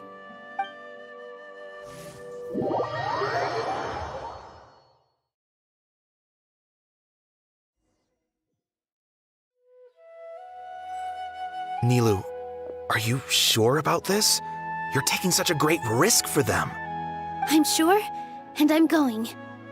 You know that I don't like to pass up any opportunity to dance, And this one is especially important. All right. You seem to have a lot of trust in them, so I won't say more on the subject. But if anything happens, the few of us here may not be able to help you. Don't worry. They've been through worse. Everything's going to be fine. All right. You know, if you really do get arrested, we'll do everything we can to get you back. Be careful, even if it's only for our sakes. Thanks, Mr. Zubair. You're so very kind.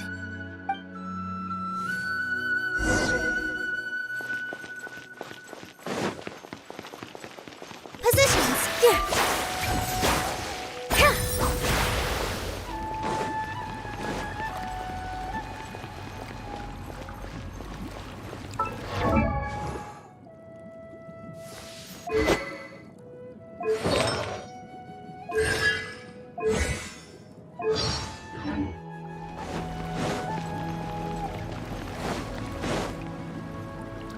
Nilu, how's it going? Nervous? Definitely more than usual. But it's because I'm worried I won't dance well enough. It's okay. Just focus on your performance. We'll take care of everything else. You sure know how to talk. Taking all the credit, even though we came here together to help out. Well, thank you both. I'll have to treat you to a meal after all this ends. Ooh, that sounds great. Huh. How can we say no to that? All right, let's get back to business. Nilu, we'll be here to keep people from going to the academia so they don't interrupt your performance. I was planning on telling them something like, the Academia's been conducting a weird experiment, and some of their test subjects escaped. It's really dangerous there, so stay away. Oh, you couldn't think of anything better? Oh well, I guess it does sound like something the Academia would do. I think it sounds great. I'm counting on you guys. Don't worry, it'll be a piece of cake.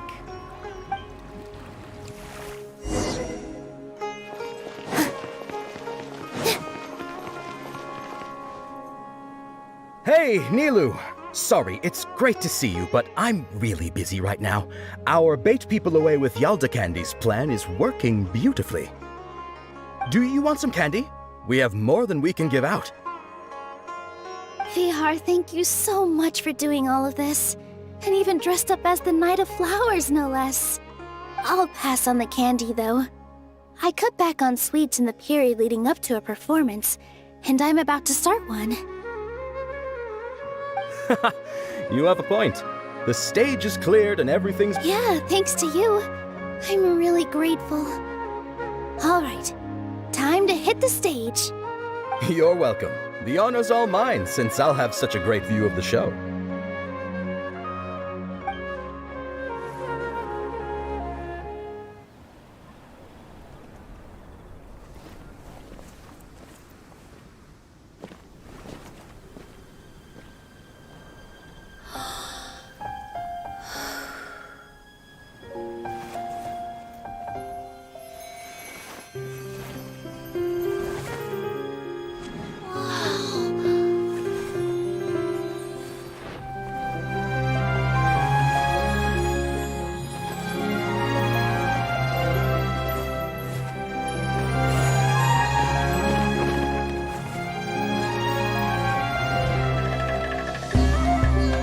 I've never seen a performance like this. This is incredible. Yeah, but I heard that public performances like these have been banned. I can't believe she's doing this here.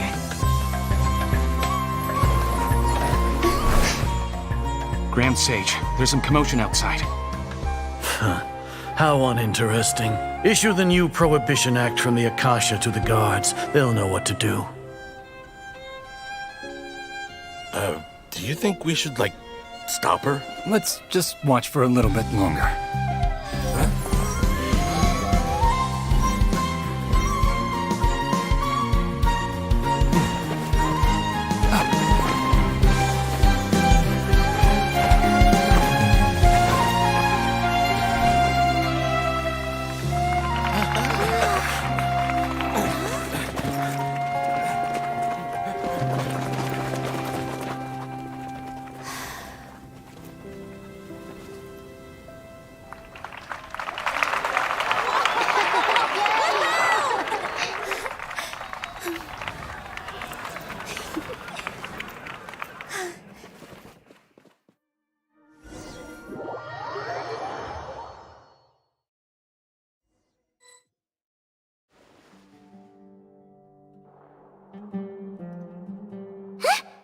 Did you hear that?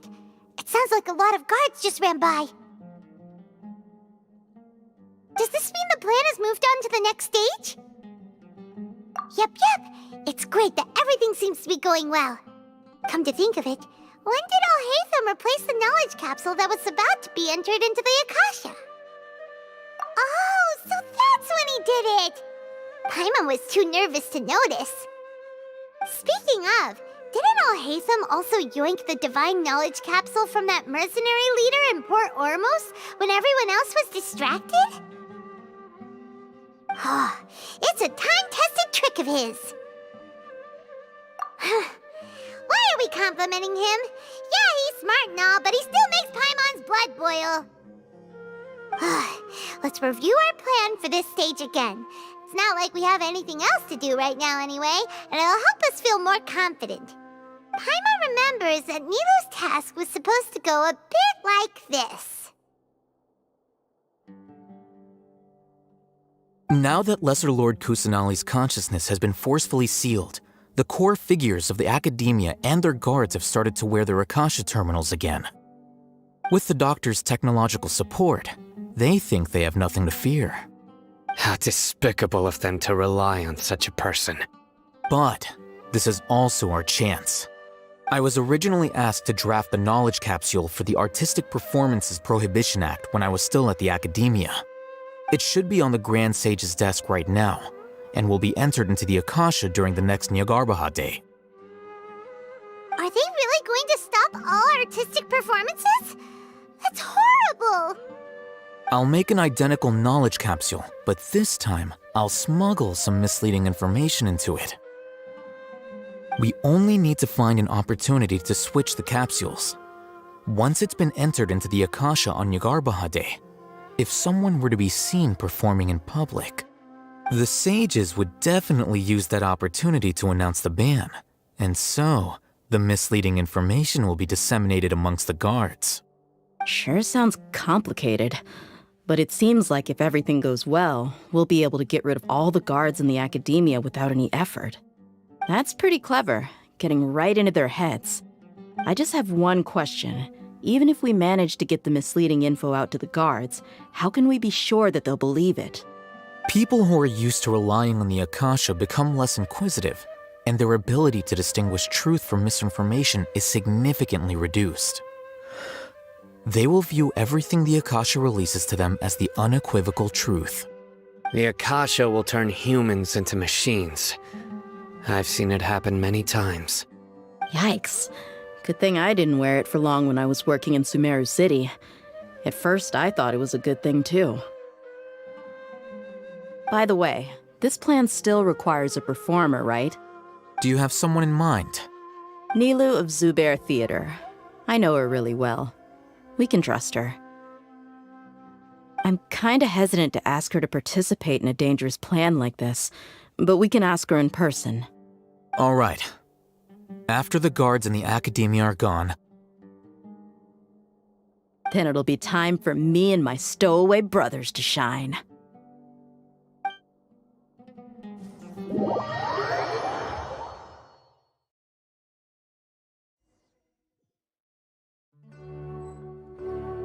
Here they come. Did you see that, Raman? They came out from the academia in droves. After laying low in the city for so long, this is the moment we've been waiting for. My brothers have already sprung into action. We couldn't do anything to them inside their coop, but outside the academia, this is our hunting ground. With a lioness like you, the prey sure won't be able to run far. We still need to eliminate the guards as soon as possible. If we give the sages enough time to realize what's happening, the plan's doomed. All they've done is to sit on their cushy salaries and twiddle their thumbs all day while we fought and struggled every day in the desert. The only advantage they might have is their numbers. Speaking of which, most of the guards who report directly to the 6 sages belong to the Corps of 30, but they have a completely different reputation. Following those blasted sages every whim, throwing away all the principles of being a mercenary. As someone in the same profession, I'm obligated to teach them a good lesson today. Indeed. The trap has been set. All we need to do is lead them there. All right, let's each take a road and herd those scattered guards back into one place. Make sure to attract their attention. Isak will be the key. You gave such an important task to that child. Will he be okay? It'll be fine. Isak was so determined to help, so let's put our faith in him. Besides, even if he's caught, the guards would be too scared to do anything to him. They've never seen Lesser Lord Kusanali in person, after all. You've got a point. Anyway, I think I see them coming. Let's head out. Good luck.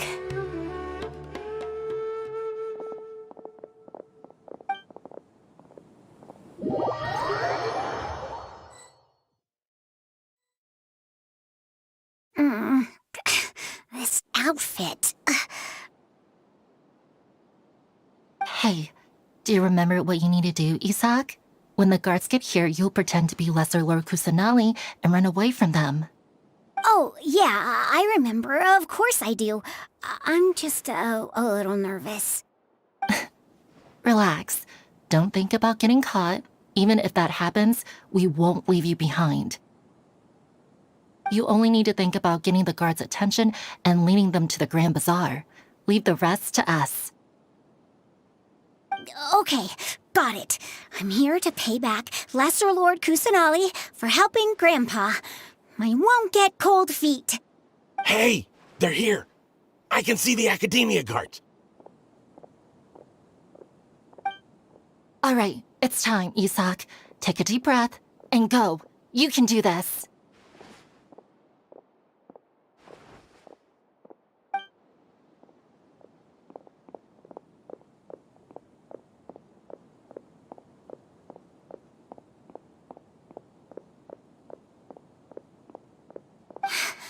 Why is there a guard over there?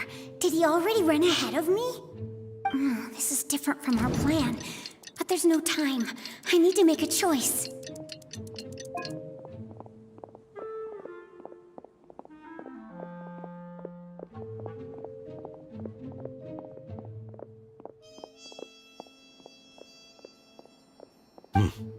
Let's have a look behind the house. What should I do next? Huh. Looks like nothing's here. A wasted time. Luckily, he didn't check behind the tree. What should I do next? The guard looks alert. What should I do next?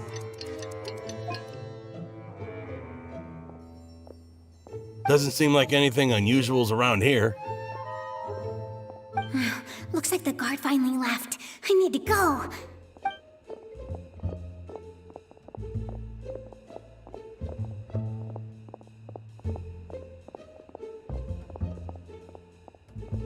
Hey! Lesser Lord Kusanali is over there! Stop! What?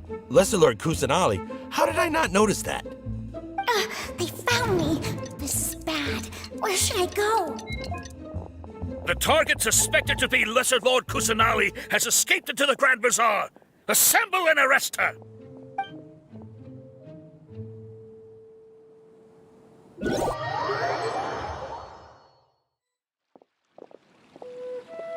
Where did she go?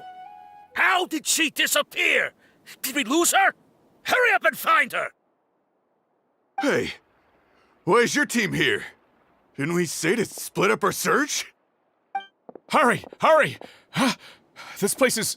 Why are you all here?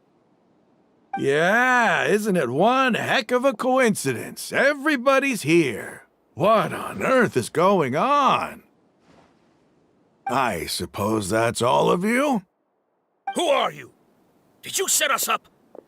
What are you planning? Phew, that was rough. I almost got caught. Little brat! So you're not actually Lesser Lord Kusanali. Who exactly are you all? Eremites from the desert? Just some colleagues. Think of this as a business competition, or a personal grudge. After stepping into our traps, stop thinking of yourselves as hunters. Behave like the prey you are.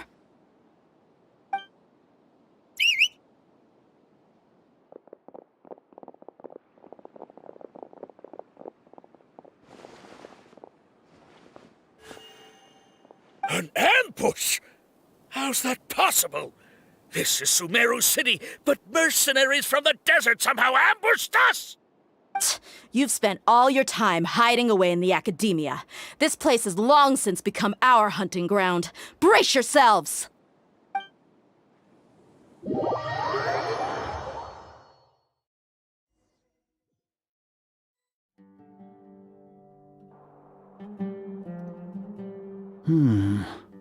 This is odd. The academia has quieted down after the conclusion of the Nyagarbha Day ceremonies, but it's much quieter than usual. Where are the guards? Why have I not seen a single one? Guards? Guards! Grand Sage, how may I be of assistance? I called for the guards. Why did you come? My apologies, Grand Sage. Right now, all Academia guards have entered the city to perform the ordered arrest. I thought you knew. Arrest? Who is there to arrest? I have an ominous feeling. Arrest Lesser Lord Kusanali, right? Is that not what the order was? Lesser Lord Kusanali? You mean she has disappeared? Yes. I wouldn't dare make up something like that. Right now, everyone is in a panic, and many are saying that Lesser Lord Kusanali will take revenge on us. What happened? Just what is going on? Lesser Lord Kusanali somehow escaped? Was it Alhaitham and his party that freed her? That's impossible. The Academia is heavily guarded today, and any order to release Lesser Lord Kusanali would be strictly confidential. Besides, Alhaitham and the Traveler are already in our hands. What manner of trickery did they employ? How could Lesser Lord Kusanali disappear into thin air? Disappear? Wait. How was the arrest order distributed to the guards? It was issued by the Akasha earlier today. Only you have the authority to send messages like that, so I thought it was your order. Let me check.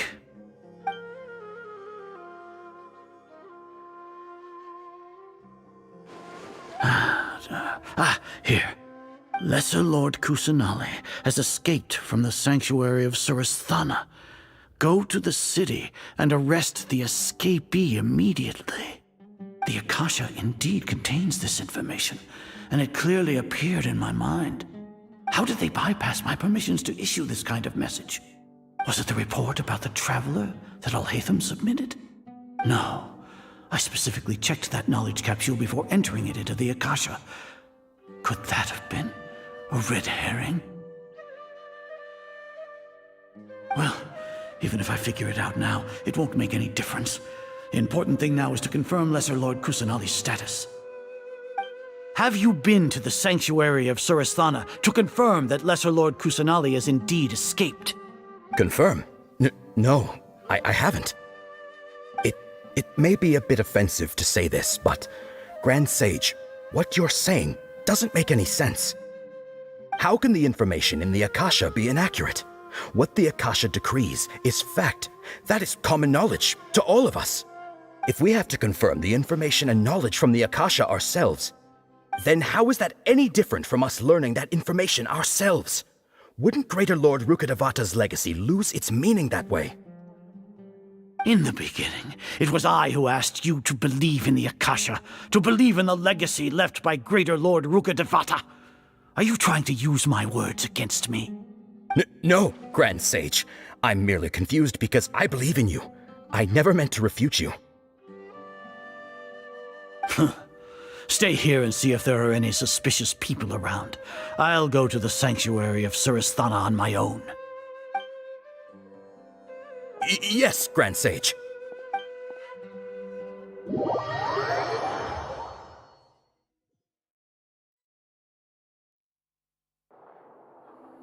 Lesser Lord Kusanali has escaped from the sanctuary of Surasthana. Go to the city and arrest the escapee immediately. How can that be? Stop thinking about it. Stop. It must be a trick of theirs. As long as I personally confirm it.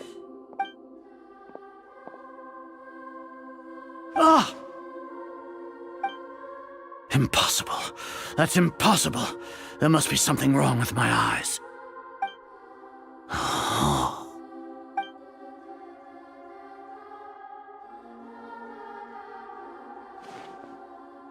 What a comical sight, Azar. Once the Akasha has put certain thoughts into your head, even the Grand Sage can no longer see what's right in front of him. You all can only see the world in your mind, the one you think you know. And precisely because of this, you disregarded Lesser Lord Kusanali's existence. She has been a wise and worthy Archon. Sino, have you been waiting for a chance like this? The Akasha predicted that you would return to the Academia to confront me, but I didn't expect it to turn out like this. I was careless.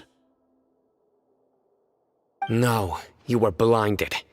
Your faults stem from your reliance on the Akasha. You're still the same as always. I truly did not expect a proud person like you to cooperate with Alhaitham and the Traveler. People change, Azar. Admit it. The Akasha can't predict my actions anymore. Then tell me, what have you found during your investigation? You want to buy time? This is the sanctuary of Suristhana. Under your own regulations, even Academia staff are forbidden to come here. No one will come to save you. As for the investigation, I've at least confirmed that you are guilty of insurgency against the Archon. A serious crime. So what? Did you do all of this so I would plead guilty in front of you, General Mahamatra? No. I want you to plead guilty in front of the Archon herself. You once said that I had no standing to judge you. So now, how about judgment in the name of a god?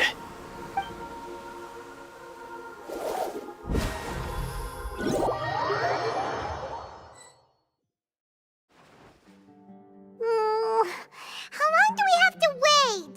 Paimon wants to know how things are going out there. Paimon hasn't heard any sounds outside for a while. Hopefully something bad didn't happen.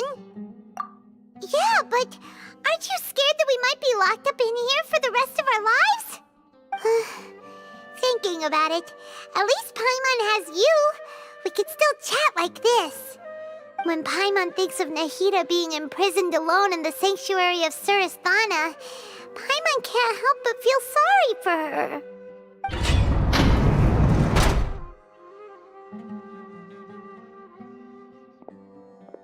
Here comes your savior. Dia! Paimon just knew you would come to rescue us!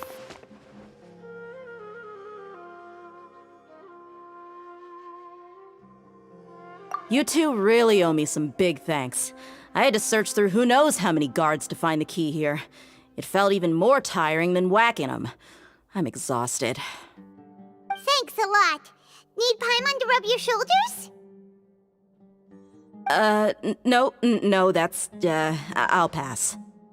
What are you afraid of? Oh, are you ticklish? Now isn't the time to talk about being ticklish.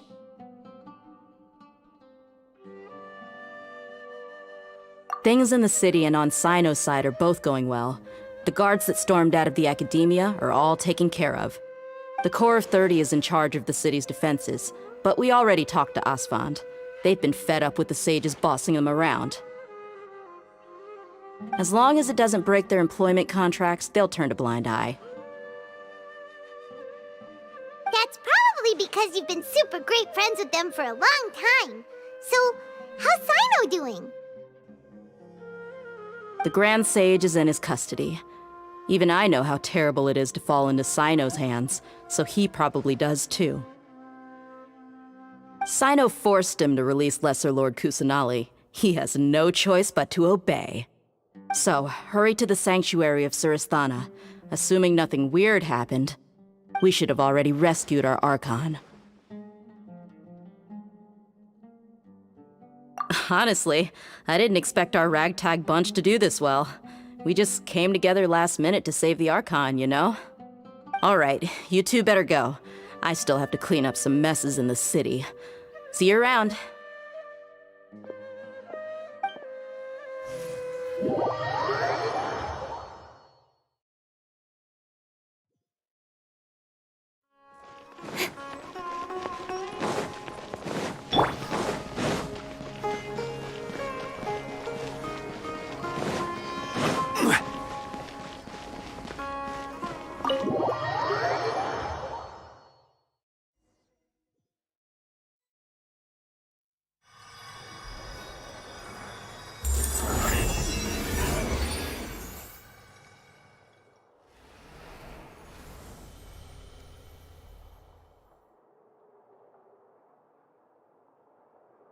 Nahida!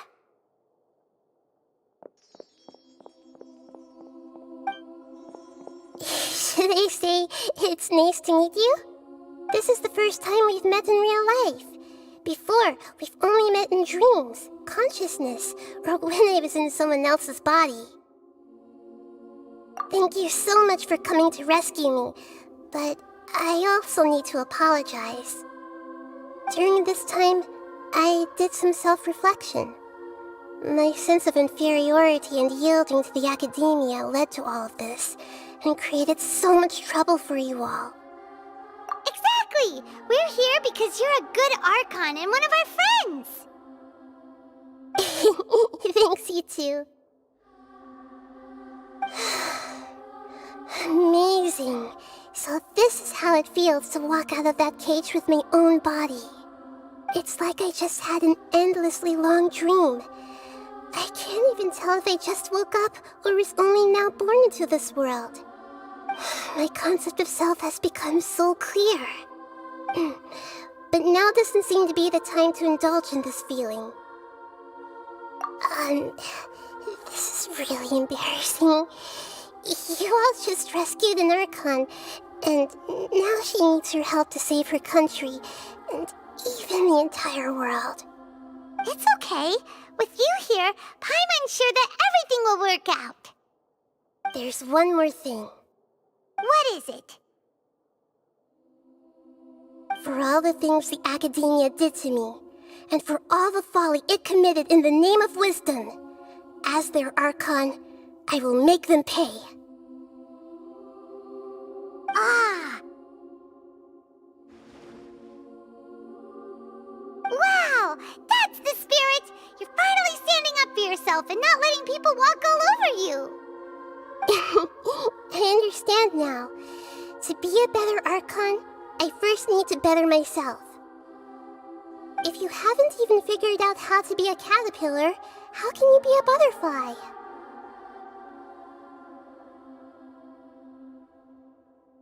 Yes, true. That reminds me. I wonder how far along the Academia is with their god creation plan. We need to hurry and prevent the birth of that false god. I need to make some preparations. Since I'm now free, I can establish a direct link to the Akasha and control it. First things first, I need to remove the restrictions that the doctor put on me in the Akasha. After that, I'll make some adjustments and revoke the sage's permissions. The Akasha will then be like how it originally was, only operable by the Archon. After all, the Academia betrayed Greater Lord Rukkhadevata's trust. This might take some time. In the meantime, you should also work on your own preparations. If we don't stop the god creation plan in time, we'll be in for a tough fight.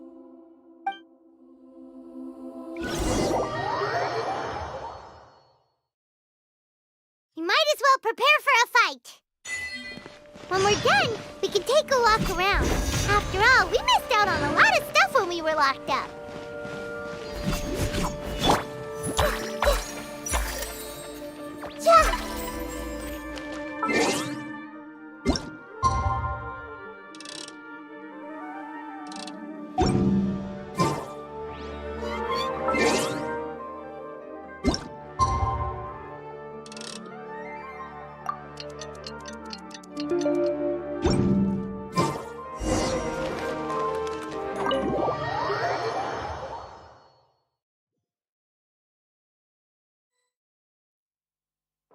How's it going, Nahida?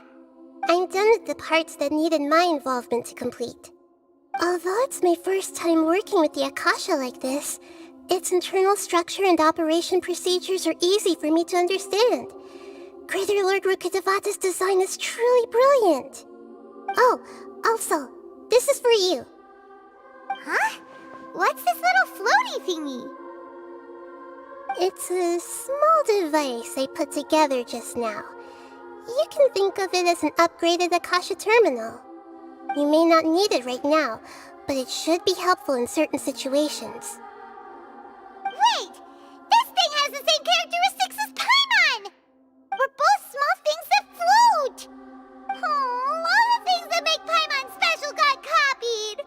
When Paimon appears with the Traveler from now on, people won't remember Paimon because she isn't unique anymore! It's alright, Paimon. It can't replace you. It's only a flying device, but you're the Traveler's irreplaceable friend. You're so good at comforting people, Nahida. If only the Traveler was as smart as you.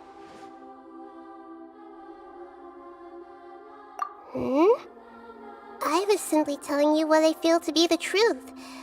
I wasn't trying to comfort you. Nahida, you're natural at this. What you just said made Paimon even happier.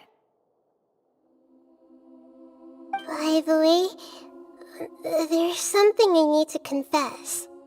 Even though I'm the Archon and in control of myself again, I'm not very good at fighting. You may have heard that an Archon's power is derived from their people's faith. However, I'm not as well loved as Greater Lord Rukkhadevata. If we get into a situation where combat is our only option, I'll have to count on you, and I'll do my best to provide support.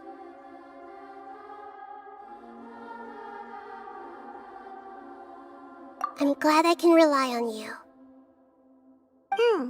So the God of Wisdom isn't good at fighting? That actually sounds about right. I've located where the false god is.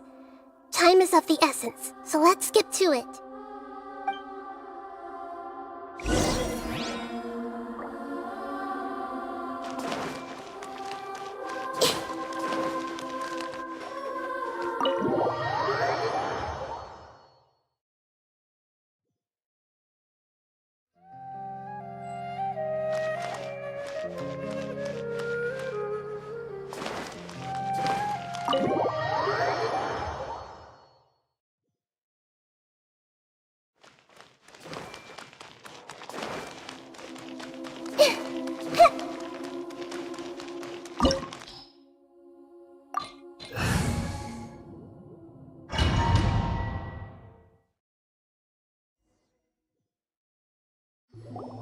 What is this place? Is this really the way we need to go? Wow. Who would have thought there'd be a place like this hidden right slap bang in the middle of the city? The sages wanted to realize their god creation plan without being discovered. The safest and most convenient way would be to build within the academia itself. That's true. They were already hiding one god, so why not two? Judging from the structure here, the project is a huge undertaking. The sages really saw the god creation plan as their ultimate goal. But this place doesn't look like it could have been constructed by the academia alone. The Fatui under the Doctor sure didn't hold back. They provided a lot of technological support. Yeah, or else they wouldn't have been that generous. Is that it, though? I've always thought that this Doctor is different from the academia sages. He doesn't seem to share their sense of urgency.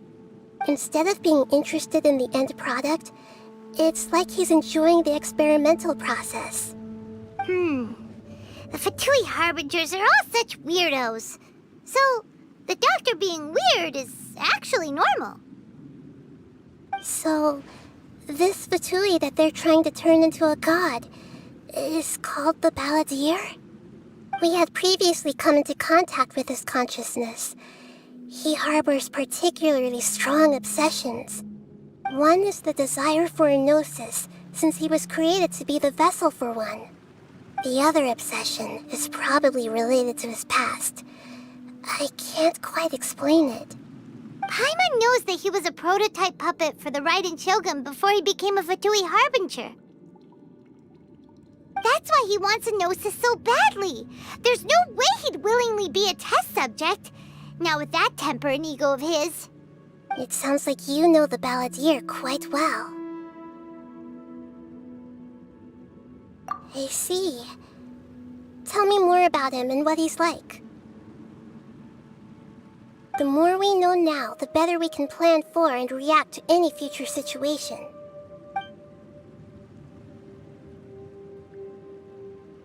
Ah, I see. How fascinating. Alright, time to go. Let's get through here and meet him in person.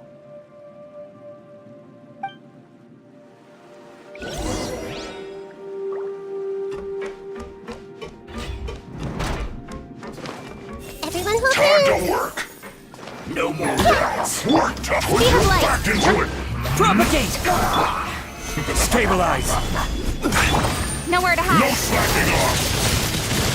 Hey! I'm working! Commit it to memory. Scatter! This isn't good.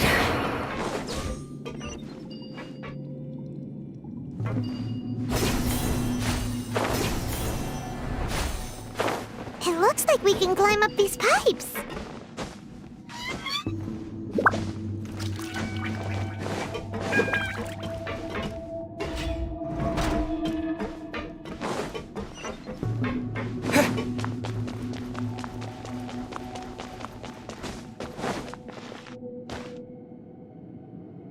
The pattern on the ground seems all messed up. Let's go around and see if there's a way to fix it.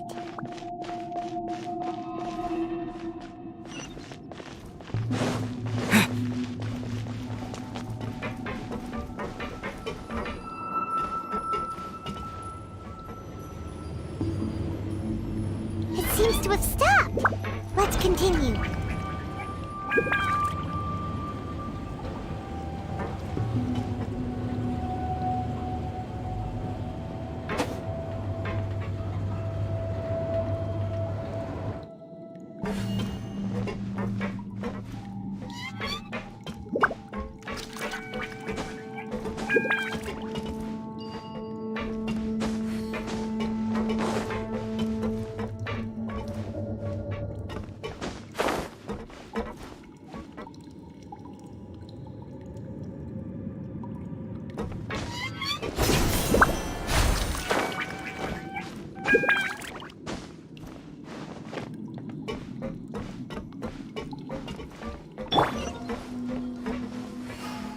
No more words!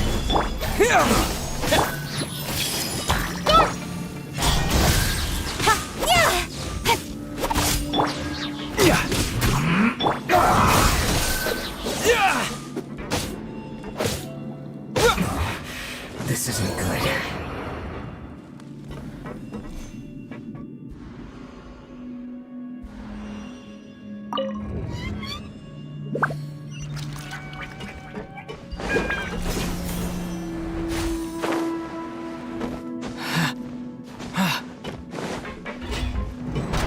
Frozen. Propagate! Crest. Solidify! Hey! Flash frost. Freshness. Don't blink! Grow! Gather! This way through! Hey!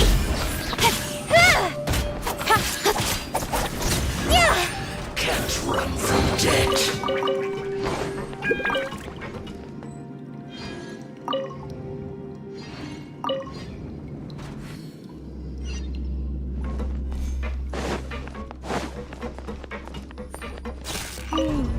The cart is stuck. Maybe there's something wrong with the tracks. Let's try adjusting the direction of the device to clear the tracks.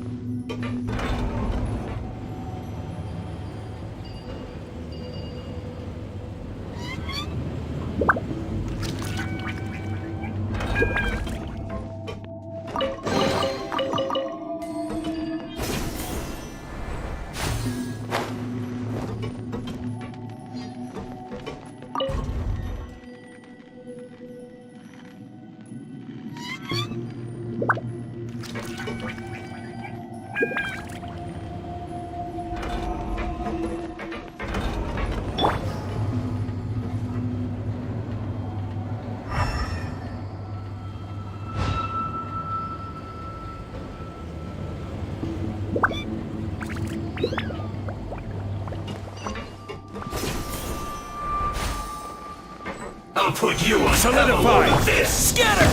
Spring forth! Incoming! Shouldn't get careless.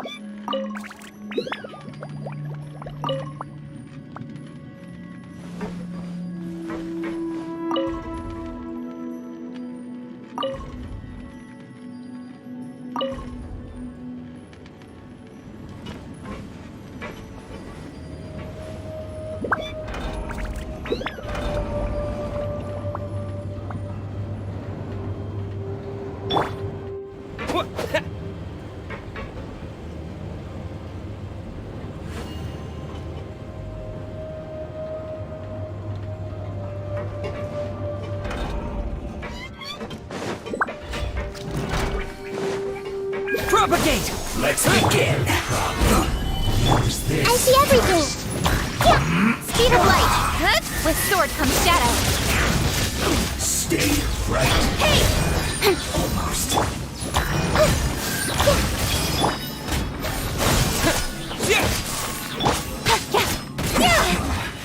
This is good. Incoming! Come at me. Yeah! Scatter! Killjoy! Everyone We've go only in. just begun. Let's move. Nowhere to hide. Looks like I... Don't blink! Here! Grow! Yeah! I see everything! Incoming! Hey!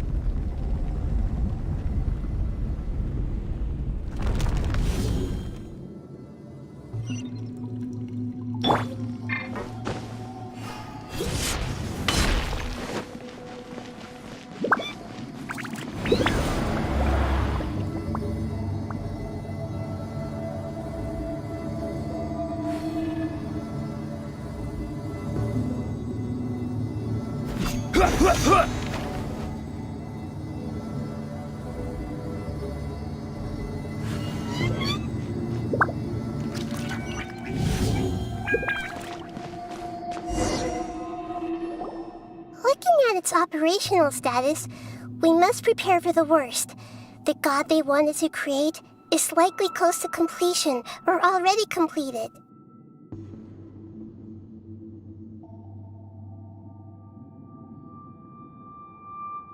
Oh no! What should we do? Paimon can't imagine how hard it would be to fight against a Fatui Harbinger with a Gnosis! Are you nervous, Paimon? If you really want to know, of course Paimon's nervous! Aren't you too, Nahida? Yes, I am. This is probably the first time I faced with a calamity of this degree since my birth. I feel not just nervous, but curious as well. Curious? Curious about what? Curious about her fate. To me, everything we perceive in this world, everything we learn, and everything that happens to us is considered knowledge. And if it's a form of knowledge, then it can be understood. However, only fate is about that which has yet to occur, so it has always drawn my curiosity. So to me, fate is the ultimate knowledge. That's also why I love observing humans and all the things that happen to them. It all brings me great satisfaction.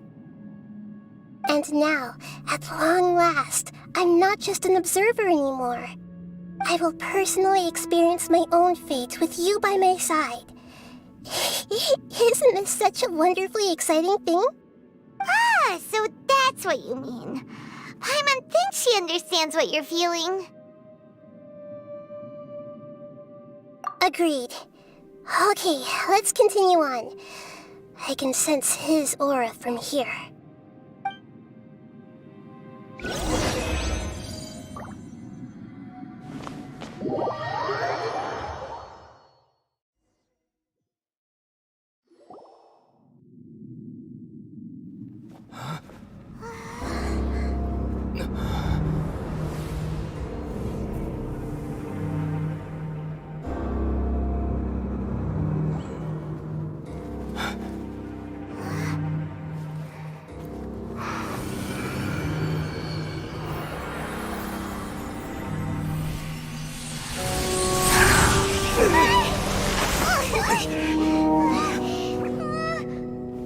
Who would have thought the world would be so eager for my birth?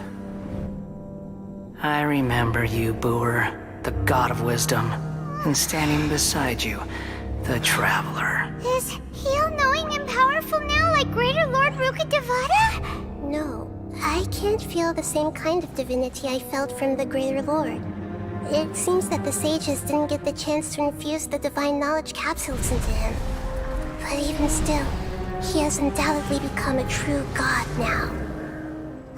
So we're too late? The Balladeer has already become a god? The Balladeer. A long bygone title. When my spirit ascended to divinity, I felt as if I had existed for the same number of epochs as heaven and earth. Looking back, the existence of what once called itself Kunikazushi appears infinitely small and ugly.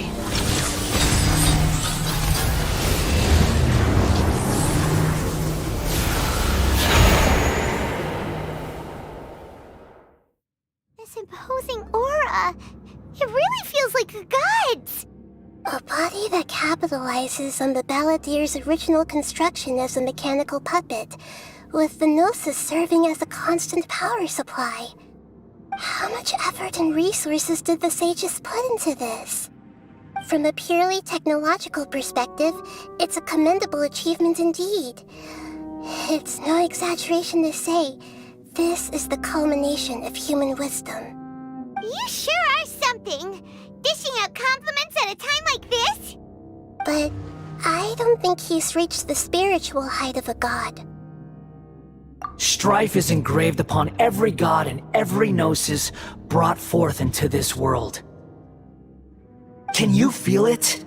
The exhilaration of such power, and the thrill of anticipation for our contention.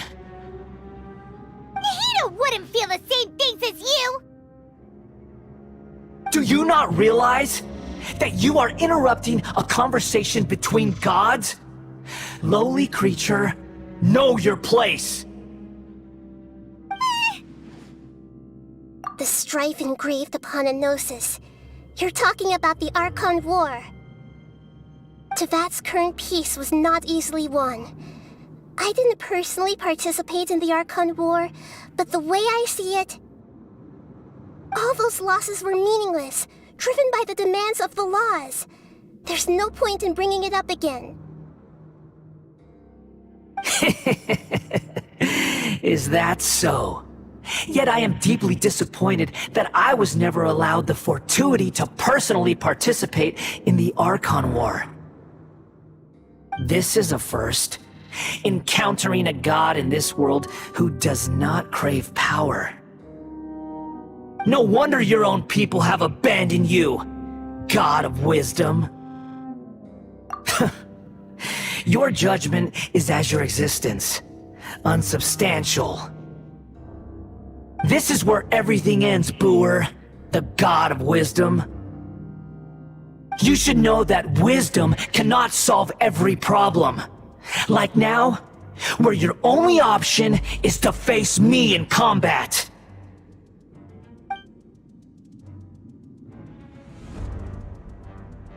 Come! Let us reenact a scene of the Archon War. Come and inaugurate my birth as a god.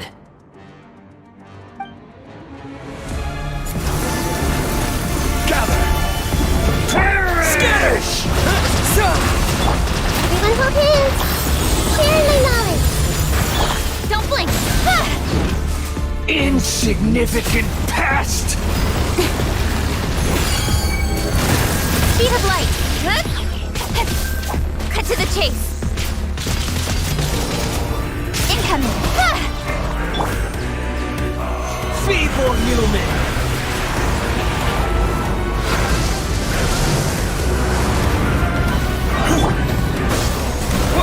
I will have order. Solidify. My endless cycle begins!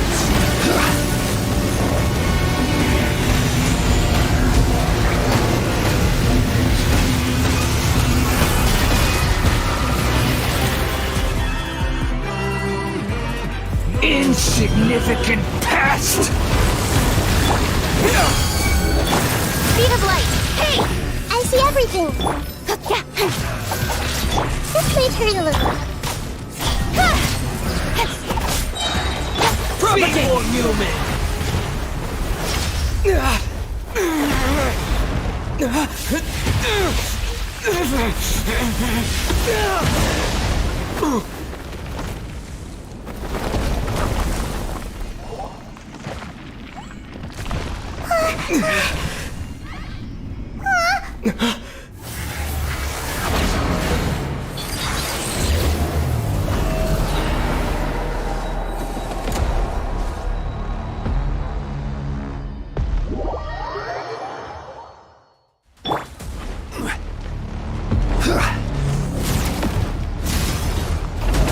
Stabilize.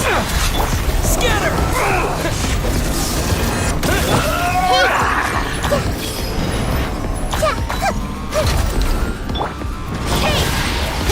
Burn to oblivion! The Temple of Wisdom! Committed to memory! Don't blink! Kneel!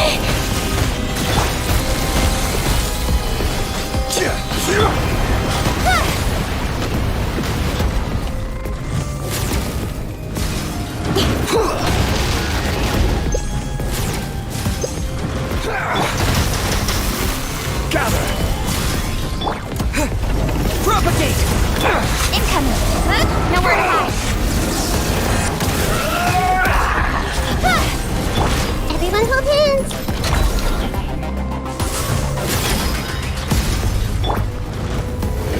Stabilize. Reality is pain!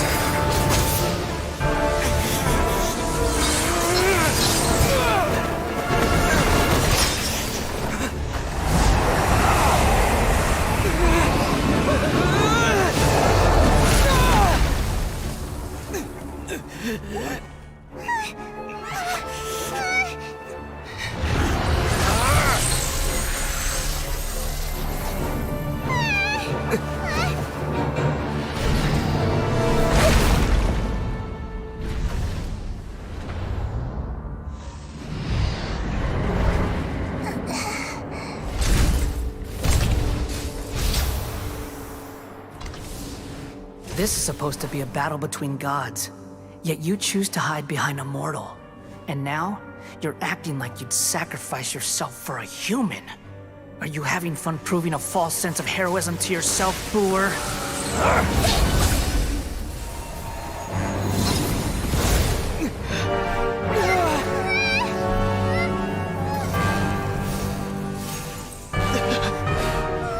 The data collection is almost complete. Do you even know how many times you've tried to take my gnosis from me?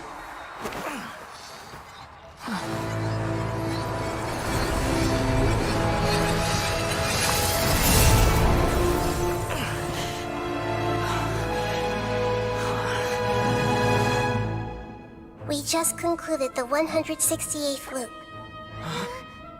Did you know that in the effort to create you, the people of Sumeru were forced to live through the exact same number of Sub-Zerus festivals and Samsara cycles? The power of dreams. When did you use it on me?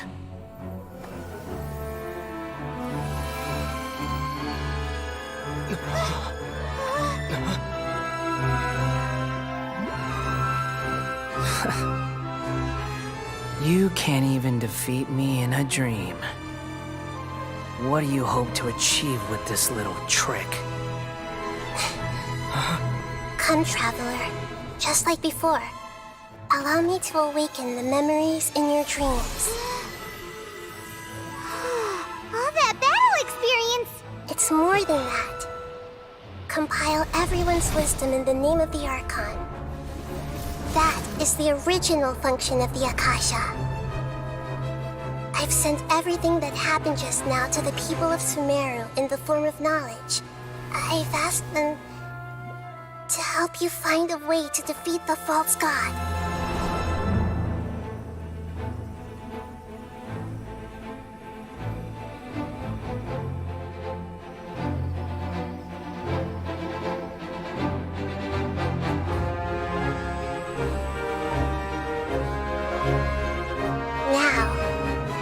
Sumeru's wisdom is at your disposal. Meaningless tricks won't save you.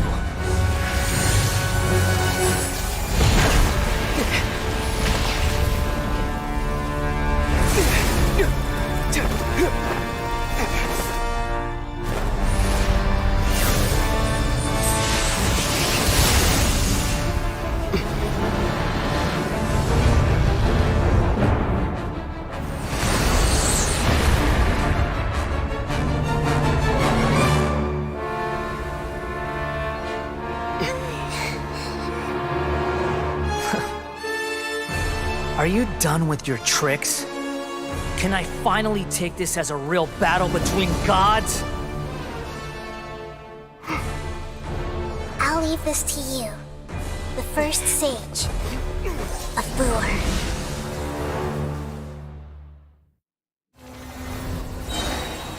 I am the all-knowing God!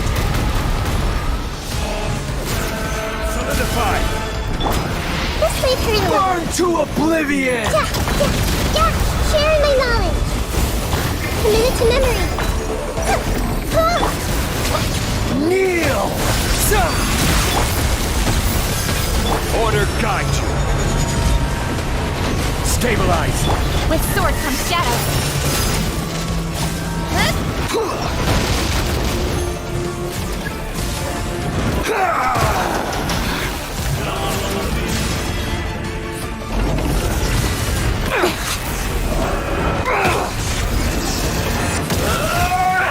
Speed of light.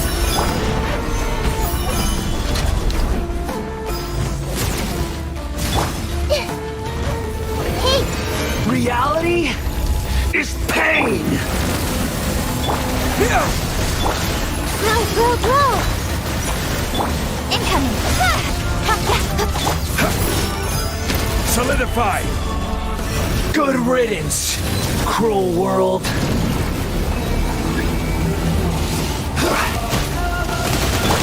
Speed of light. This may hurt. Stabilize! Committed to memory.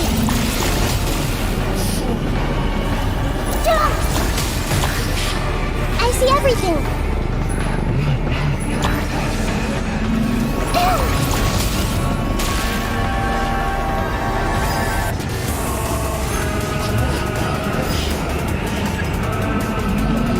Ouchie. Possible.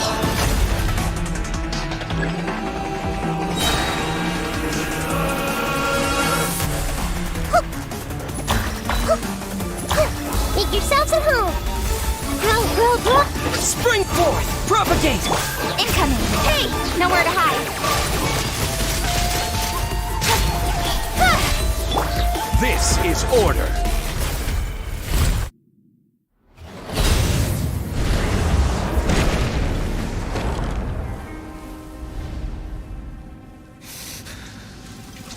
Humans.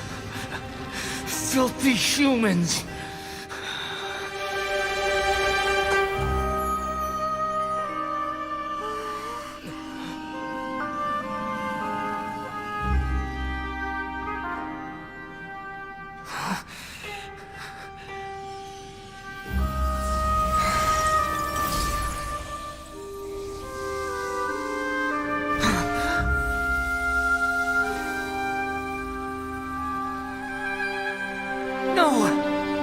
Wait! Please! Anything but the Gnosis!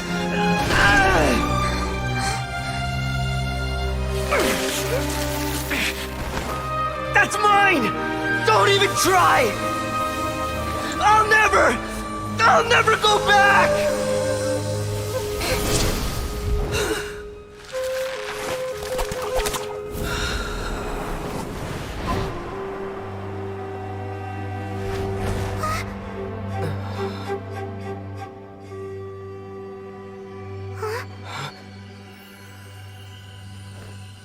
We haven't yet found the answer to the most important mystery.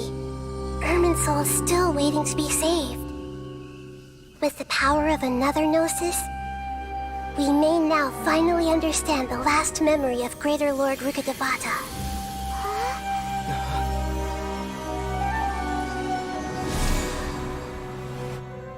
This is... That's right. This is the last memory of my predecessor.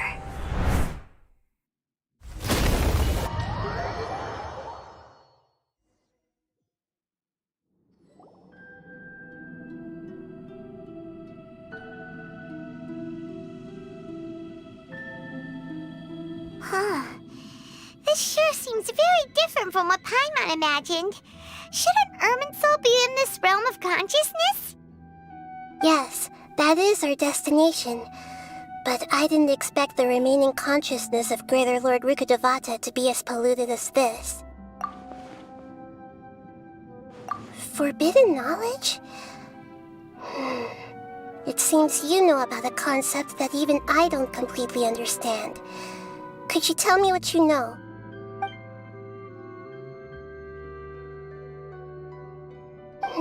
Your inference seems logical enough. Forbidden knowledge once polluted the desert thousands of years ago, but was successfully repelled thanks to King Deshret's self-sacrifice, and Greater Lord Rukkhadevata nearly exhausting her power. Then, a second instance of forbidden knowledge pollution occurred during the Conria Cataclysm 500 years ago. But I'm afraid it is much more serious this time, with Irminsul itself already in danger. So, if we're in the remaining consciousness of Greater Lord Rukkhadevata, and it's also been affected by forbidden knowledge pollution, then does that mean, in order to save us, Greater Lord Rukkhadevata? Yes. It's very possible that she sacrificed her life in the fight against forbidden knowledge.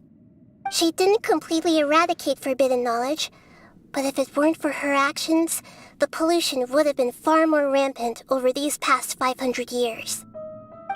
The way that everyone, including me, has forgotten everything about forbidden knowledge may very well be due to her restoration of Irminsul. Do you feel sad, Nahida? I'm just sharing her pain. The pollution of her consciousness here is severe. There is madness, chaos, and pain all around us. Did she fight to resist the forbidden knowledge pollution in such terrible conditions, all the way up to her last breath? She even used her last remnant of lucid consciousness to leave a clue for us to follow. Yes, her words were distorted by forbidden knowledge, so that's all we could hear. But now, we have a chance to find the answer to this mystery. We can cross the polluted consciousness until we found the right path to meet with her lucid consciousness. And then, we'll let Greater Lord Rukkhadevata tell us the truth in person. Each of us need to be mindful of the state of our own consciousness while we are here. Even with the Gnosis' protection, we must always keep a clear mind. Otherwise, we could go mad at any moment. That's so scary. Don't worry, it should be easy enough for you to keep that mind of yours clear, Paimon. Let's go.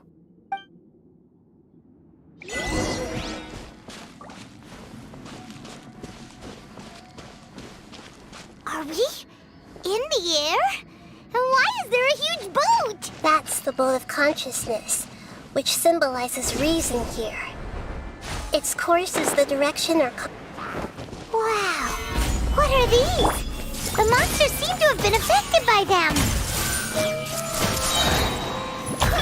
Don't blink! Hey!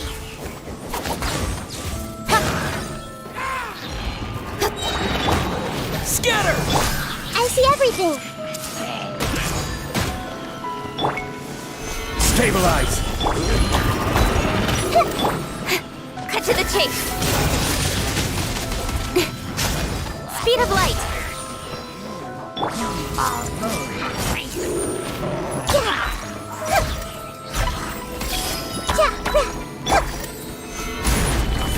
Propagate!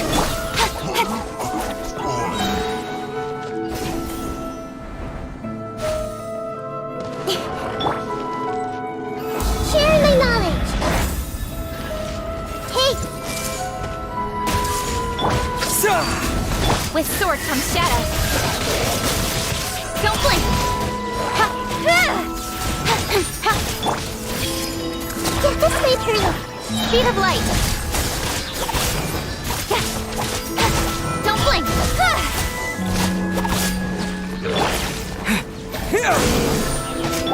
Look! The four-leaf sigil has appeared in the sky!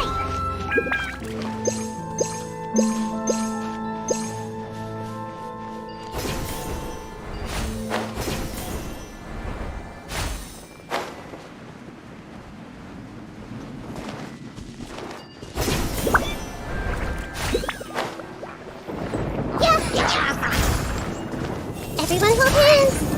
I see everything! Speed of light! Cut to the chase!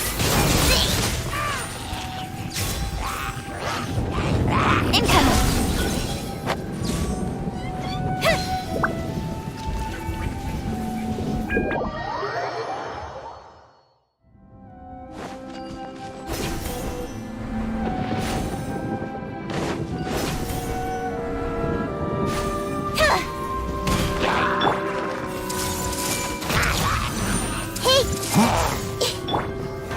Solidify!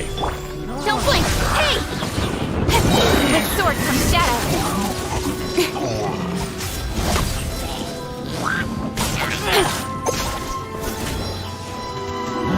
Incoming! Scatter!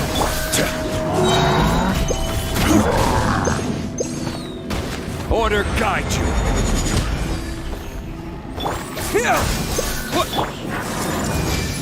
Don't blink! Nowhere to hide. Gather!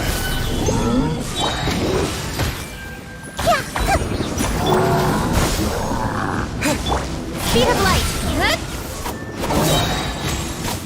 To control the boat of consciousness, we need to find the helm first.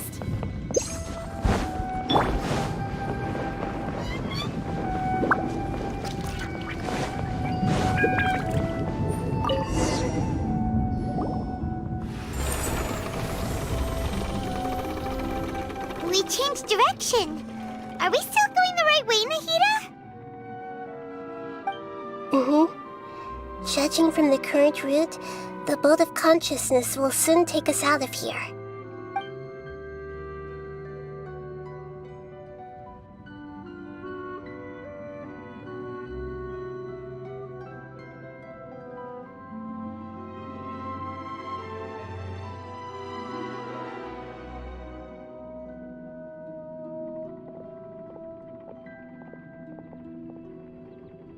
We'll be arriving at our destination soon.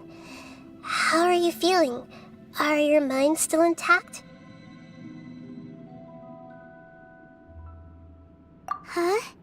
But everything's been completely normal for Paimon. Hopefully there won't be any more interruptions. This time, we should be able to meet Greater Lord Rukkhadevata. Are you saying you've never met Greater Lord Rukkhadevata before? No, it seems that my birth and her death took place at the same time.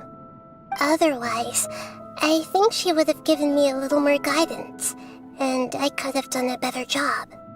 Hey, you've done a great job, Nahida. Let's get out of this creepy place and go meet her.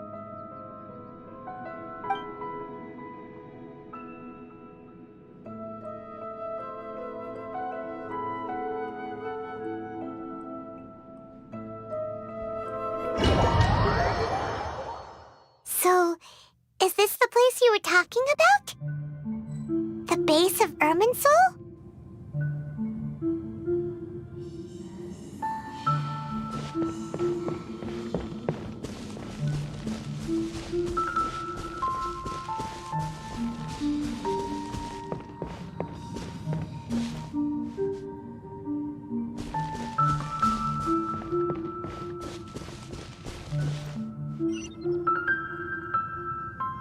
Well, this is the place.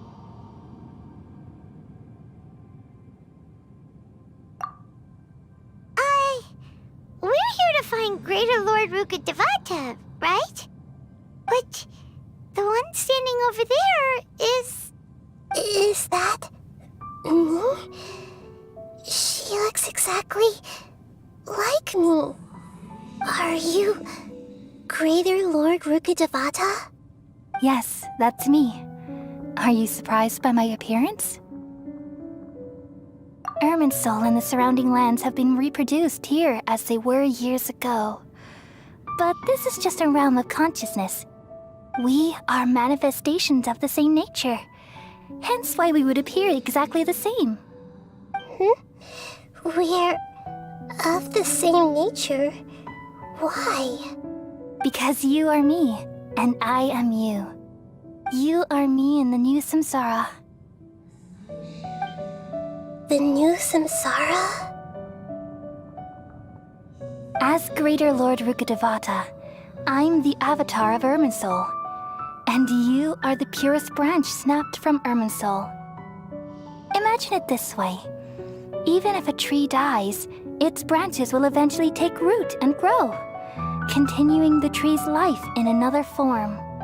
I'm merely the remaining consciousness of Greater Lord Rukkhadevata. The real me has presumably died a long time ago.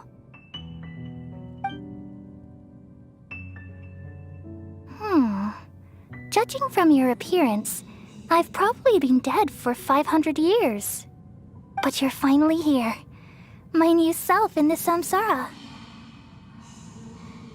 If this is true, then am I going to be a great Archon like you someday? Though we share the same nature, our fates are bound to be different. All things have their own fate. When a branch grows into a mature tree, it won't be the same as the original tree. That's why fate is the ultimate knowledge, isn't it? That's a great insight. Yes, very good.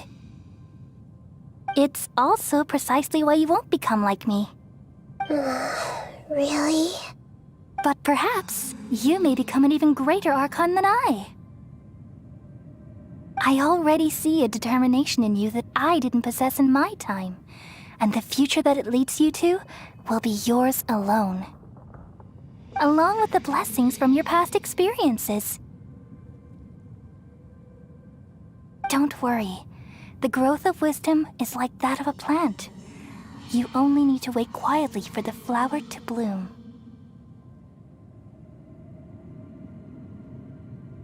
Come to think of it, the sages never had the faintest inkling of the meaning of wisdom. Thank you. Nothing makes me happier than discovering that the Archon I always admired was in fact myself in another fate.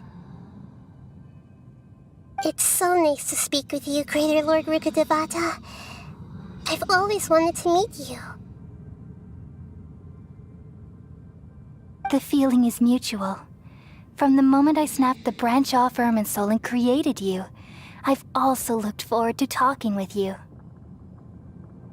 Could you tell me why you wanted to create me? And what exactly happened when you died? Ah, I see. You're here seeking answers, right?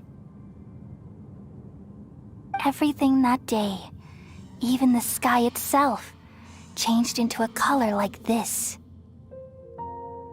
At that time, the seven were all summoned to the nation of Conria.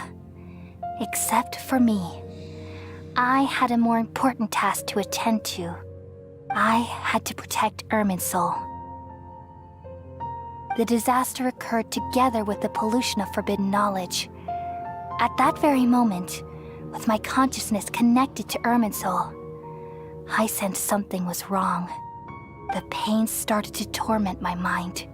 By the time I reached Irminsul, it was already displaying signs of corruption.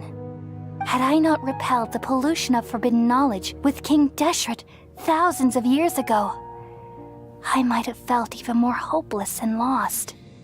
So what exactly is forbidden knowledge? It's a kind of knowledge that doesn't belong to this world, and a form of truth that can't be understood. It came from the very bottom of the abyss. Even I could never understand it. The world is constantly rejecting it, leading to all kinds of bad phenomena. If we allow forbidden knowledge to pollute Irminsul, I'm afraid the entirety of Tevat could fall apart. So, there's knowledge that even the God of Wisdom can't understand? At that time, I knew I couldn't repel the forbidden knowledge with my strength alone. Which is why I created a device that compiled human wisdom and named it the Akasha. It's truly the world's most amazing invention. Thank you. For a long time, I thought dreams were the fruit of human wisdom. Though it was selfish to do so, I borrowed people's dreams using the Akasha. Then I compiled their wisdom and all of my own power. Well, did it work? Thanks to the wisdom of the people of Sumeru, almost all the forbidden knowledge was cleared from Irminsul. But things didn't go as smoothly as I thought. I had a terrible headache, which gave me an uneasy feeling. And then I remembered that my consciousness was also connected with Irminsul. It brought me knowledge and wisdom, but vile corruption as well. From the very beginning, my existence had been polluted by the forbidden knowledge. Oh no! How could that happen? I've experienced that pain in your consciousness. It must have been a horrible experience. Yes, but my feelings weren't important. The important thing was that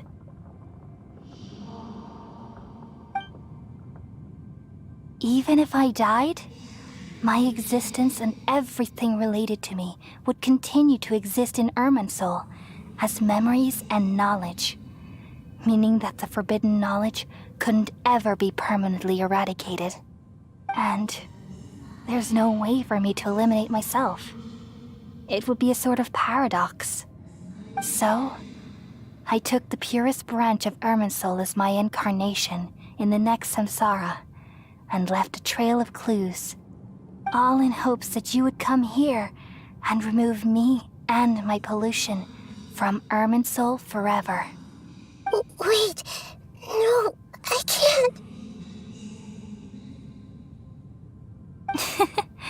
So you realize what that implies. You are very smart indeed. Irminsul has all the knowledge and memories of this world. And as you've realized just now, removing me from Irminsul means I essentially will never have existed in this world. But this is the only way to save Irminsul. People love you so much, and they've missed you so much over the past 500 years. I am exactly the same. So how can we just forget you like this? Is there really no other way? There must be something else I can do. You're the god of wisdom, Boer. You should know that there is no other way. But this is so cruel. I don't want to forget you.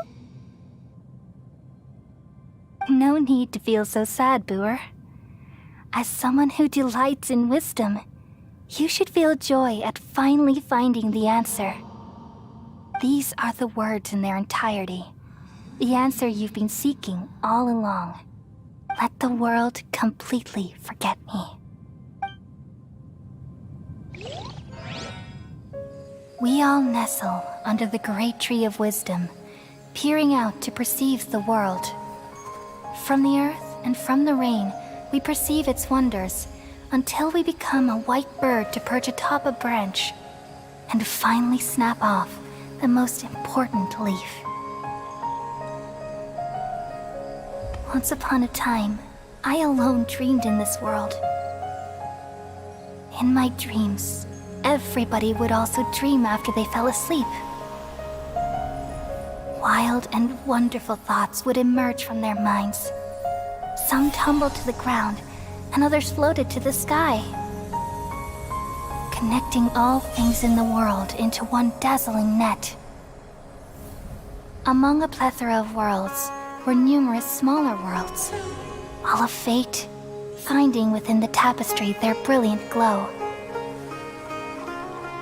I gradually understood that these indescribable and constantly changing things are the most profound things in the world. Only they can completely repel the madness. Only dreams can awaken consciousness from the deepest darkness.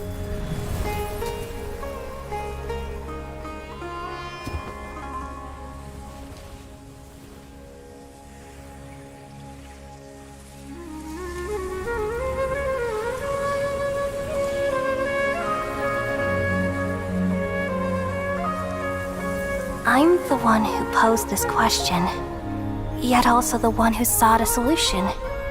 Saving the world with the dreams of the people used to be my answer. And now, you've also found your own answer, and I shall return all the dreams to the people.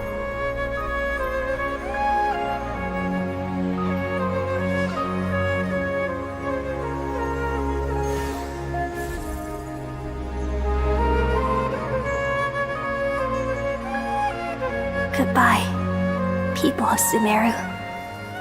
May you be blessed tonight with the sweetest of dreams.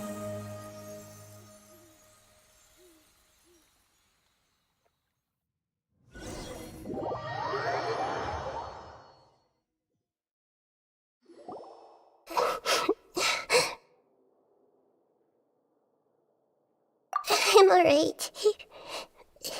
I'm just a little confused. We've just saved the world, right? So why am I crying? I don't know where this feeling inside of me is coming from, but I feel very sad. Just now, we used the power of two gnosis to successfully connect with the Irminsul consciousness from 500 years ago. Then, we removed the remaining pollution from Irminsul. Yeah, what's wrong? Weren't you there just now?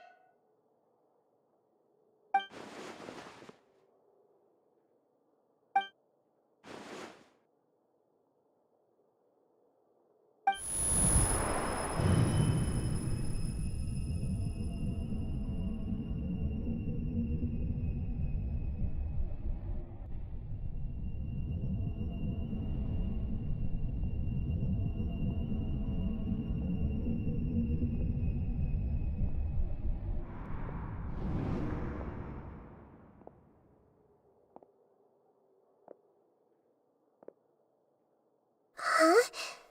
That sound. Traveler! Paimon! I've been waiting here far too long. But finally I have the chance to be alone with you. All the precious time I wasted has finally paid off. The doctor! What have you done? Just a type of sound wave that can quickly put defenseless people into a dream. As I expected, it doesn't have any effect on gods. This is the only thing of interest I found among the sage's research. I thought I'd take it for a little spin. Don't worry. I know you would never forgive me if I actually killed them. I'm here to negotiate with you. Naturally, I won't do anything dangerous that could potentially damage our relationship. Negotiate with me? I heard you had already left Sumeru. Why are you here again now? I left Sumeru, but I also stayed in Sumeru. Even the God of Wisdom is restricted by the habits of cognition. How disappointing. You mean there are many different versions of you in this world? An astute guess. Even the same individual will have different cognitions at different ages. A long time ago, I made a major decision in hopes of preserving all my perspectives of how I observed the world.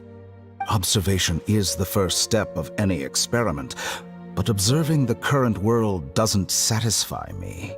It lacks an important dimension, that of time. So I saved segments of all my ages and made them into independent individuals. That's all there is to it. Indulge me. How does the God of Wisdom find my method of seeking knowledge? It's an insult to the very concept of life. Life inherently has many rules and restrictions, each with its own significance and reason to exist. They can't be broken on a whim. Good. Amazing, even. Indeed, it's difficult for humans to make peace with themselves, not to mention oneself from a different period. Since you're in the academia, why wait until now to show up? You could very well have stopped us and helped that fake god. Simple. Let me ask you this. Would any staff member ever help the subject in the middle of an experiment? It was my experiment. So why should I interfere with the results? The academia saw the plan to create a god as their ultimate goal, yet you only saw it as an ordinary experiment. You really are crazy. If the experiment succeeded, you would have had a new god on your hands. How would you have faced your own god then? Would you still take the same stance? Would you still hold the same view of yourself? I'm first and foremost a scholar. These results should be left to the judgment of the hypothetical me confronted with that outcome. But you're right. And that's exactly why I'm disappointed with the conclusion of this experiment. As an individual, you don't have any sense of belonging. You seem to have even fewer convictions than a typical scholar. Oh no, I certainly have my own convictions. They just don't fit your standards, that's all. All right, that's enough conversation for today. The experiment is over, and it's time to tidy up the equipment and reclaim any useful materials. For example, the Gnosis. Lesser Lord Kusanali, you're an intelligent Archon. I'm sure you understand the disparity in our combat abilities at this time. Besides, you have no way to use that electro-gnosis in battle. Didn't you say you were here to negotiate with me? Somehow, it's starting to seem like you intend to take it by force now. I'm merely stating a fact. After all, I'm also a scholar. Naturally, I hope to show proper respect and dignity to the God of Wisdom. Your hypocrisy is built on absolute confidence. I understand your scheme, but... what if I were to destroy the Gnosis now and awaken the heavenly principles? Awaken the heavenly principles? Do you think that's really possible? The heavenly principles have been silent for many years, but the Gnosis are symbols of their control over Tevat and all the laws. Will the destruction of a Gnosis attract the attention of the heavenly principles? And if so, how do the Fatui plan to deal with the consequences? Do you dare to gamble such a possibility with me? Gamble? How surprising. I thought you would show evidence or use rigorous reasoning to prove your point. The word gamble is the last thing I expected to hear from the God of Wisdom. But this is a clever move. You must have seen through me when I first captured your consciousness. As a scholar, I respect all possibilities. This has always been my principle and is an essential trait as an experimenter. Indeed, I can't ignore this possibility. So tell me then, what are your conditions? This foreign Gnosis will only lead to disaster if it stays in Sumeru. But this electro-Gnosis is the prize I obtained after defeating one of your fellow Harbingers. Now, as the one who initiated this cascade of events, shouldn't you pay the corresponding price? Price? Interesting. What price would you have me pay? How about erasing all your other segments? So this is how you wish to restrict me, the most threatening opponent of the Nation of Wisdom. What you request of me is like plucking out the eyes I have placed in the dimension of time. Segments are extraordinarily difficult to make. They require extremely rare resources and enormous amounts of time and effort, requiring me to destroy them all here and now. Bravo. A suitably wise decision on your part. Yes, how very interesting. Can I assume that you have long been wary of me? Among all the versions of me, this segment you see now is the most selfish. If it weren't me, your idea wouldn't have worked. What did you see when you were imprisoned? You were observing me, and that's how you know I've long grown tired of their doubts and endless arguments. Like you said, it's difficult to make peace with yourself. Being as smart as you are, have you managed to do that? I see. If you think all those versions of me are worth a gnosis, then deal. You sure didn't hesitate much. Is the relationship between all the versions of you really that bad? I don't think there's any need to dwell on that. The surplus versions of me can be exchanged for a gnosis. Do you think anyone can offer themselves at a higher price? Besides, with my abilities, it's only a matter of time until I find better perspectives. Perhaps it's best to say, you're just temporarily ahead. But what I'd like to know is, how can you be sure that I've really erased them? I can see your remaining honesty.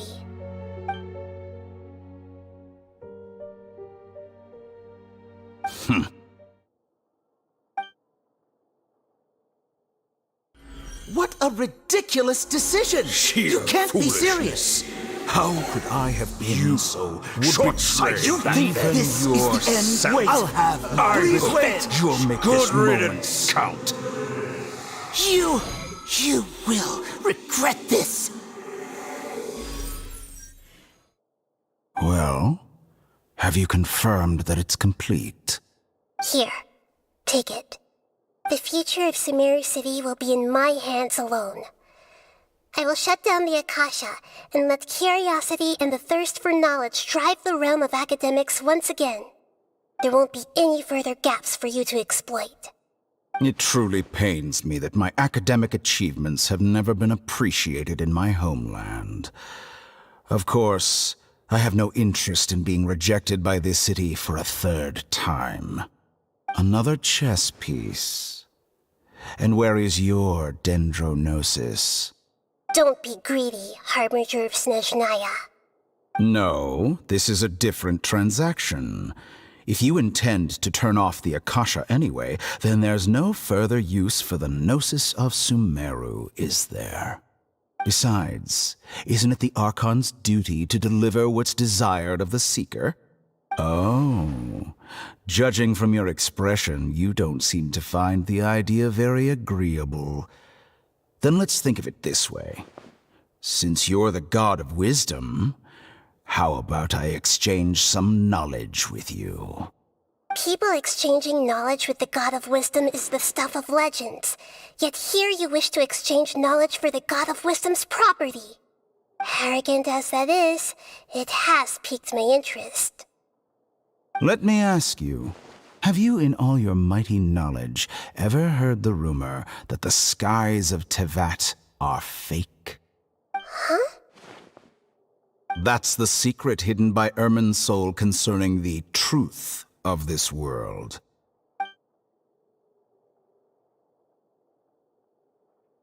Once I finish telling you about this, it will be time for me to say goodbye.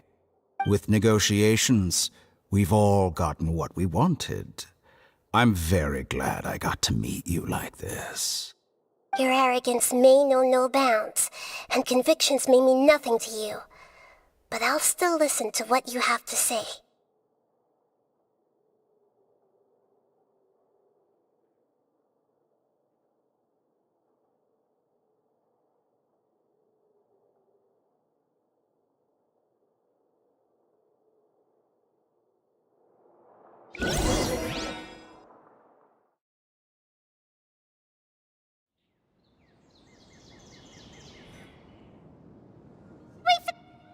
Together! Okay. Wake him up.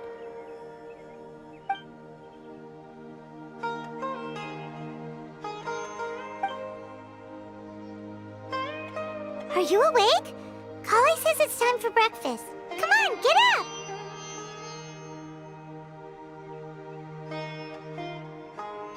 Good morning! How are you feeling today? Good to hear. It looks like we've recovered pretty well. Not even Tainari could stop us from going out now, right?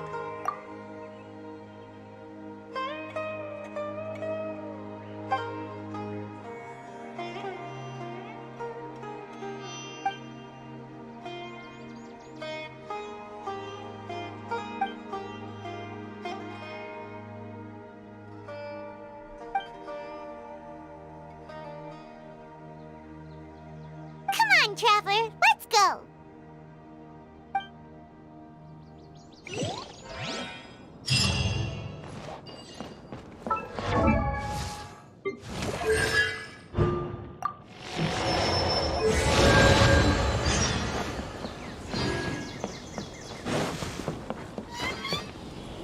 Good morning.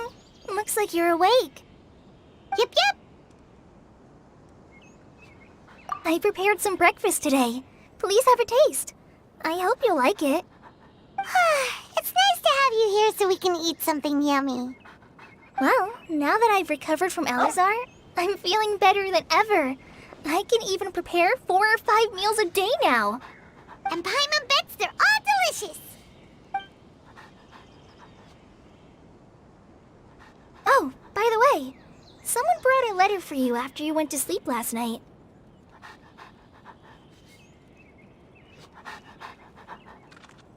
Nope.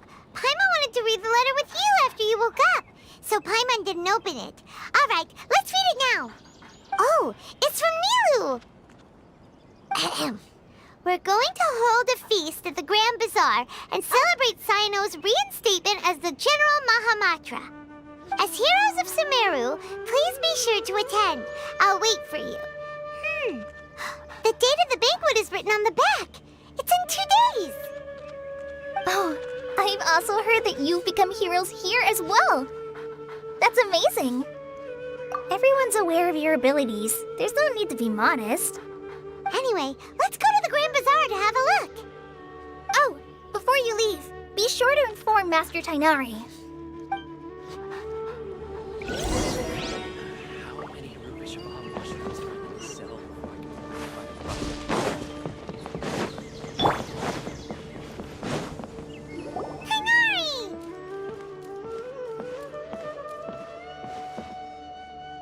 Good morning. How do you feel today? We feel much better. How about you? I'm recovering well. Thanks for asking.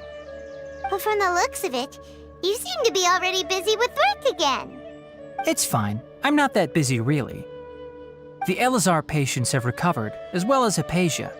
For now, I only need to tend to my Forest Watcher duties.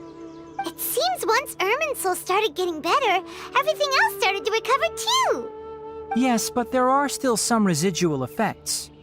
The withering is one example. Though it won't spread anymore, the existing zones won't just disappear. We forest rangers will still need to do the work.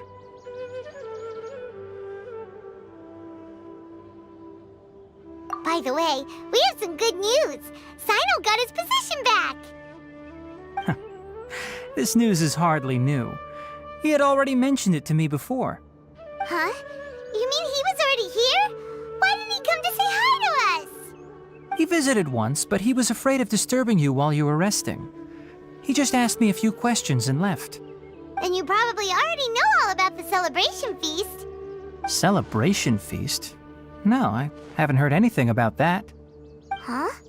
But didn't Nilu say in her letter that they would celebrate Cyno? He didn't tell you? Perhaps, or alternatively, he doesn't know about it either. Come to think of it, Cyno doesn't seem like the type who'd enjoy a celebration feast. You and Kale are both Cyno's close friends. Why don't you come to the feast with us? Kala has taken over some of my tasks these days. I don't think she'll have time for it. Not to mention me.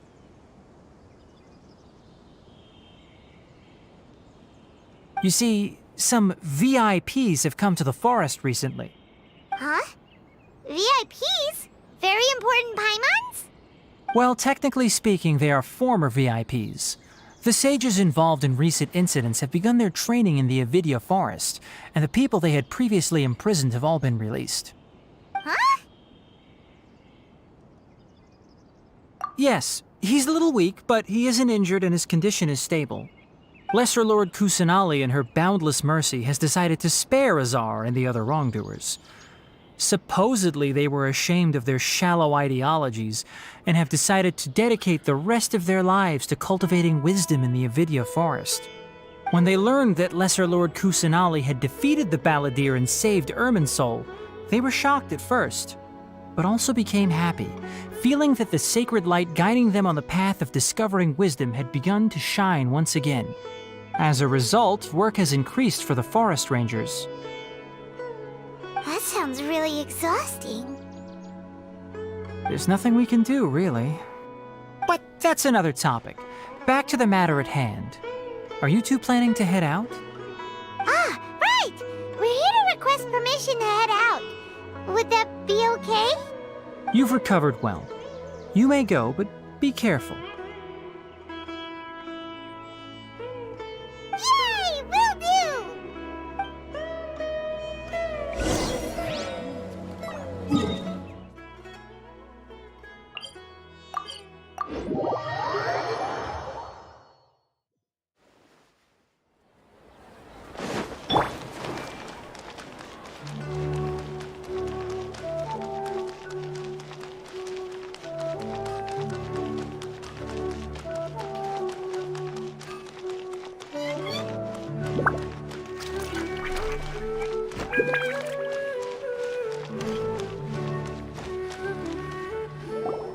there won't be any problems if the feast starts at that time. Everything has already been prepared. Mr. Zubair, I finished tallying things up here. Well, except for the guests. Is a simple reply really that much to ask of our guests? It's affecting our arrangements. Oh, it'll be fine. Besides, it never hurts to get things ready in advance. I was thinking the same thing. The feast will be held sooner or later, right? Hey, Nilu! Traveler, Paimon! We got your letters, so here we are! You're the best! The other guests haven't even replied yet. Huh? Are we the only ones that have arrived? Yeah, I had someone deliver letters to all of our guests. But maybe everyone is still busy with other things. Look, I get it. Sumeru is in an extremely important period of transition right now, but even if your friends are important figures, they shouldn't just ignore your request like this. Nilou is Sumeru's #1 celebrity after all.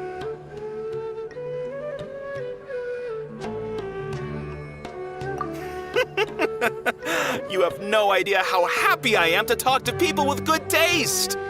If you consider enjoying Nilu's dance as having good taste, then almost everybody has good taste. Because Paimon thinks everybody will love her performance. That's right. We all think she's amazing too. Nilou is an absolute favorite among those of us who frequent the Grand Bazaar. For Outlanders, you have a great eye. Master Zubair, let's have a vote for the most outstanding audience members next time. I think these two may win. Nonsense! It is not for us to determine the value of an audience. But indeed, we could try giving gifts to people with particularly good taste. I heard there's a device in Fontaine called a camera that can record people's appearances as pictures. Such pictures would make superb gifts. Ooh, good idea. I wonder where we can find one. I don't want you giving pictures of me to everyone. I'm satisfied just being able to perform here. There's always a lot going on at the Grand Bazaar. Yeah, and that's why I love it here. Traveler and Paimon, could you help confirm if the letters were actually delivered? If for some reason they didn't receive the letters, then please tell everyone that there will be a feast here. Yeah, we can also check out how everything in Sumeru is going now.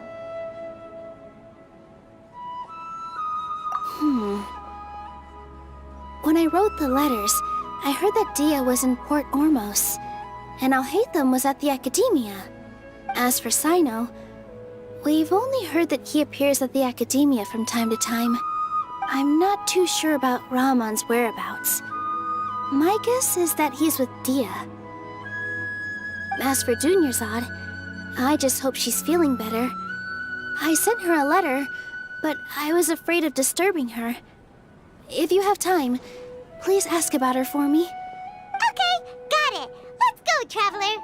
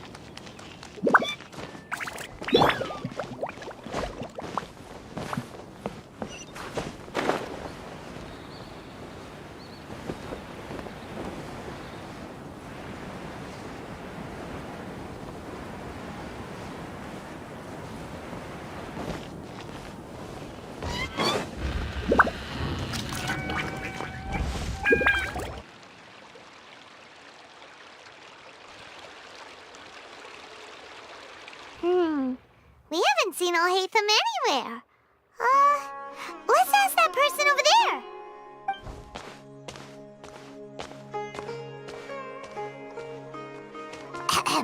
Hey there, have you seen Al-Hatham around? Yes, it seems Scribe Al-Hatham has gone to the House of Dana. You should be able to find him there. But you're already the second group of people I've seen looking for him today. He must be quite the busy man. Oh? Who else was looking for him? Mr. Cavey was just here asking about him. You wouldn't believe how terrible their relationship is. And now you two are here. Don't tell me everyone's here looking for gossip about the sages. No way! We're strictly here on business. Ah, I see. Sorry, I thought maybe everyone's as interested in rumors about the sages as I am.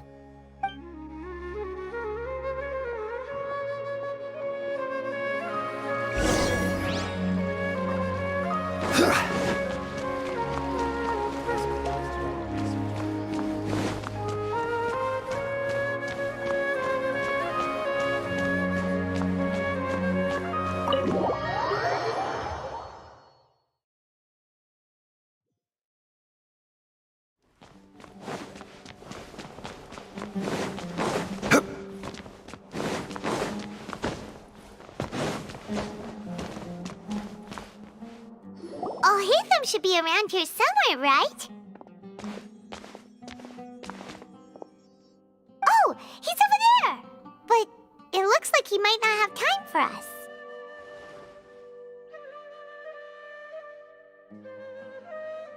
Just put down that worthless book and tell me what happened in the academia. This is not just some worthless book. Do you have any idea how difficult it is to find a physical book like this in Sumeru? It doesn't matter. It's probably just another thing that you used your authority to get your hands on anyway. Just put it aside. Listen, I came back today only to hear that the sages have disappeared. Oh? You sound surprised. I thought you would already know the inside story. Would I be here asking you if I knew? You're the scribe, not me. So just tell me what you know already. Well, I almost became a sage. Huh? Oh, don't sound too surprised now. You're the renowned Kaveh, light of the Ksharawar. Besides, as a master builder and craftsman, chances are you'll be appointed as a sage too. Why do I feel like you don't really mean it? Huh. What makes you say that? Why would you question my heartfelt sincerity? Maybe it's because you've never said anything good about me before. Yeah, well, I share a similar sentiment, and anyone who knows you as well as I do would surely do the same. Ugh, you... See? This is why I hate discussing anything with you. Your ridiculous and arrogant attitude always gets in the way. It seems that you really can't stand my personality. Ha! What was your first clue? Well, then you might as well move out of my house. Are you threatening me? Stooping to a new low, I see. Ugh, and don't change the subject. You, a sage? What a joke. The academia might as well just close tomorrow. Are they having a fight? Forget what's going on with the academia. Haven't you been busy with your construction project? Tell me, when are you going to build yourself a mansion? Don't get me started. I get angry just thinking about it. So, what great building did our master architect work on this time? Like I need to tell you. Keep your nose out of my business. No, I think we deserve to know. Where were you when Sumeru needed you most? I was in the desert for a large project, but considering Haravatat's utter ignorance of architectural and aesthetic matters, you probably wouldn't understand. Which is truly unfortunate. I can only pity the man who doesn't understand the first thing about beauty and romance. Unlike a true... hold on, wait a second. What do you mean by when Sumeru needed me most? Well, while you were out fiddling around in the desert, many people came together to save Sumeru from a crisis. Ha! And you think I'd believe that? Look, All you really need to know is that Azar and all his accomplices have all been overthrown. Huh? What nonsense are you talking about? It's no skin off my nose if you don't believe me. It's not like my Darshan was the one trying to apply for funding from the Grand Sage. Yours, though, on the other hand... You know what? I'll ask around. I'm sure someone knows what's going on here. You're dead if I find out you're lying to me.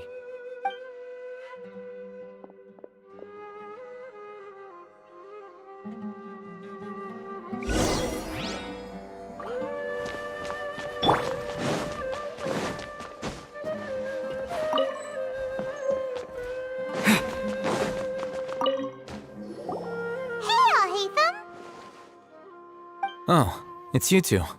What's the matter? We're running some errands for Nilu. Have you received her letter? Letter?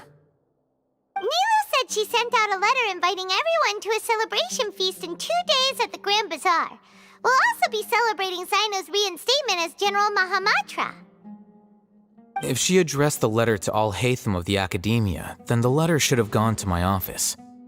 I've been busy these days, so I haven't had time to check for any new mail at my office. I only now have some free time to attend to personal matters. Have you always been so busy with your work? Of course not. I'm only busy these days because several sages have been dismissed recently and the whole Academia was practically turned upside down. Tainari told us they all went to train in the Avidia Forest. Apparently they will spend the rest of their lives there. That is already the best possible ending for the likes of them. 4 of the 6 great sages were possessed by their desire for power and attempted to create a new god. In order to pull it off, they even imprisoned the other 2 rational sages. To imagine such things could take place in the Academia. I don't know where to begin. Yeah, you're right. Feels kinda strange to hear them called that after all this time. But then again, the 6 great schools sounded pretty impressive too. Yes, at least that's how they're supposed to sound. It's said that when the Academia was first founded, the Dendro Archon herself established the 6 great schools, each representing one of the 6 different types of wisdom. Numerous Darshans have sprung up and faded. Only the 6 Darshans attaching themselves to the 6 great schools have stood the test of time and obtained permanent seats in the Academia. Now, the 6 Darshans are nearly synonymous with the 6 great schools, and the leaders selected for the schools are the 6 great sages. Among the 6 great sages, there is one central leader, the Grand Sage. Unfortunately, only the sages from Vahumana and Amorta remain now. They were imprisoned for opposing Azar, and were only rescued after Azar's downfall. So who's managing things in the other 4 schools now? Do they need to find someone new? Yes. Normally, new sages are selected based on a strict set of criteria.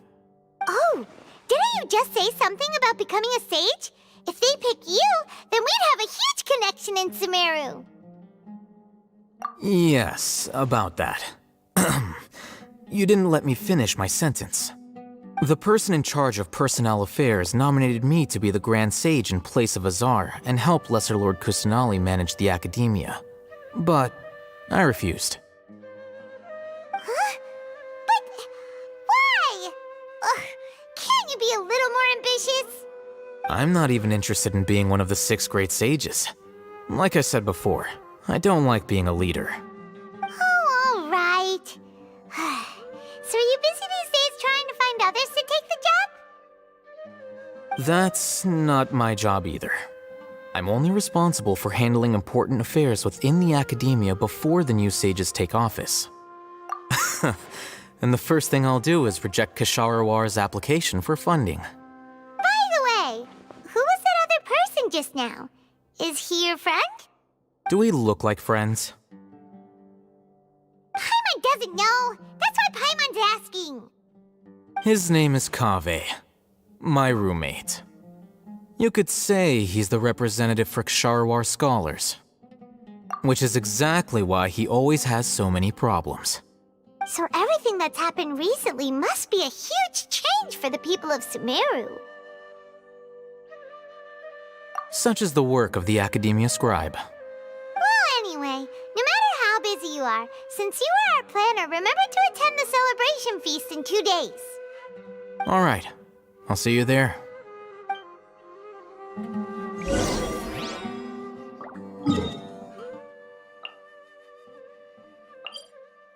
What?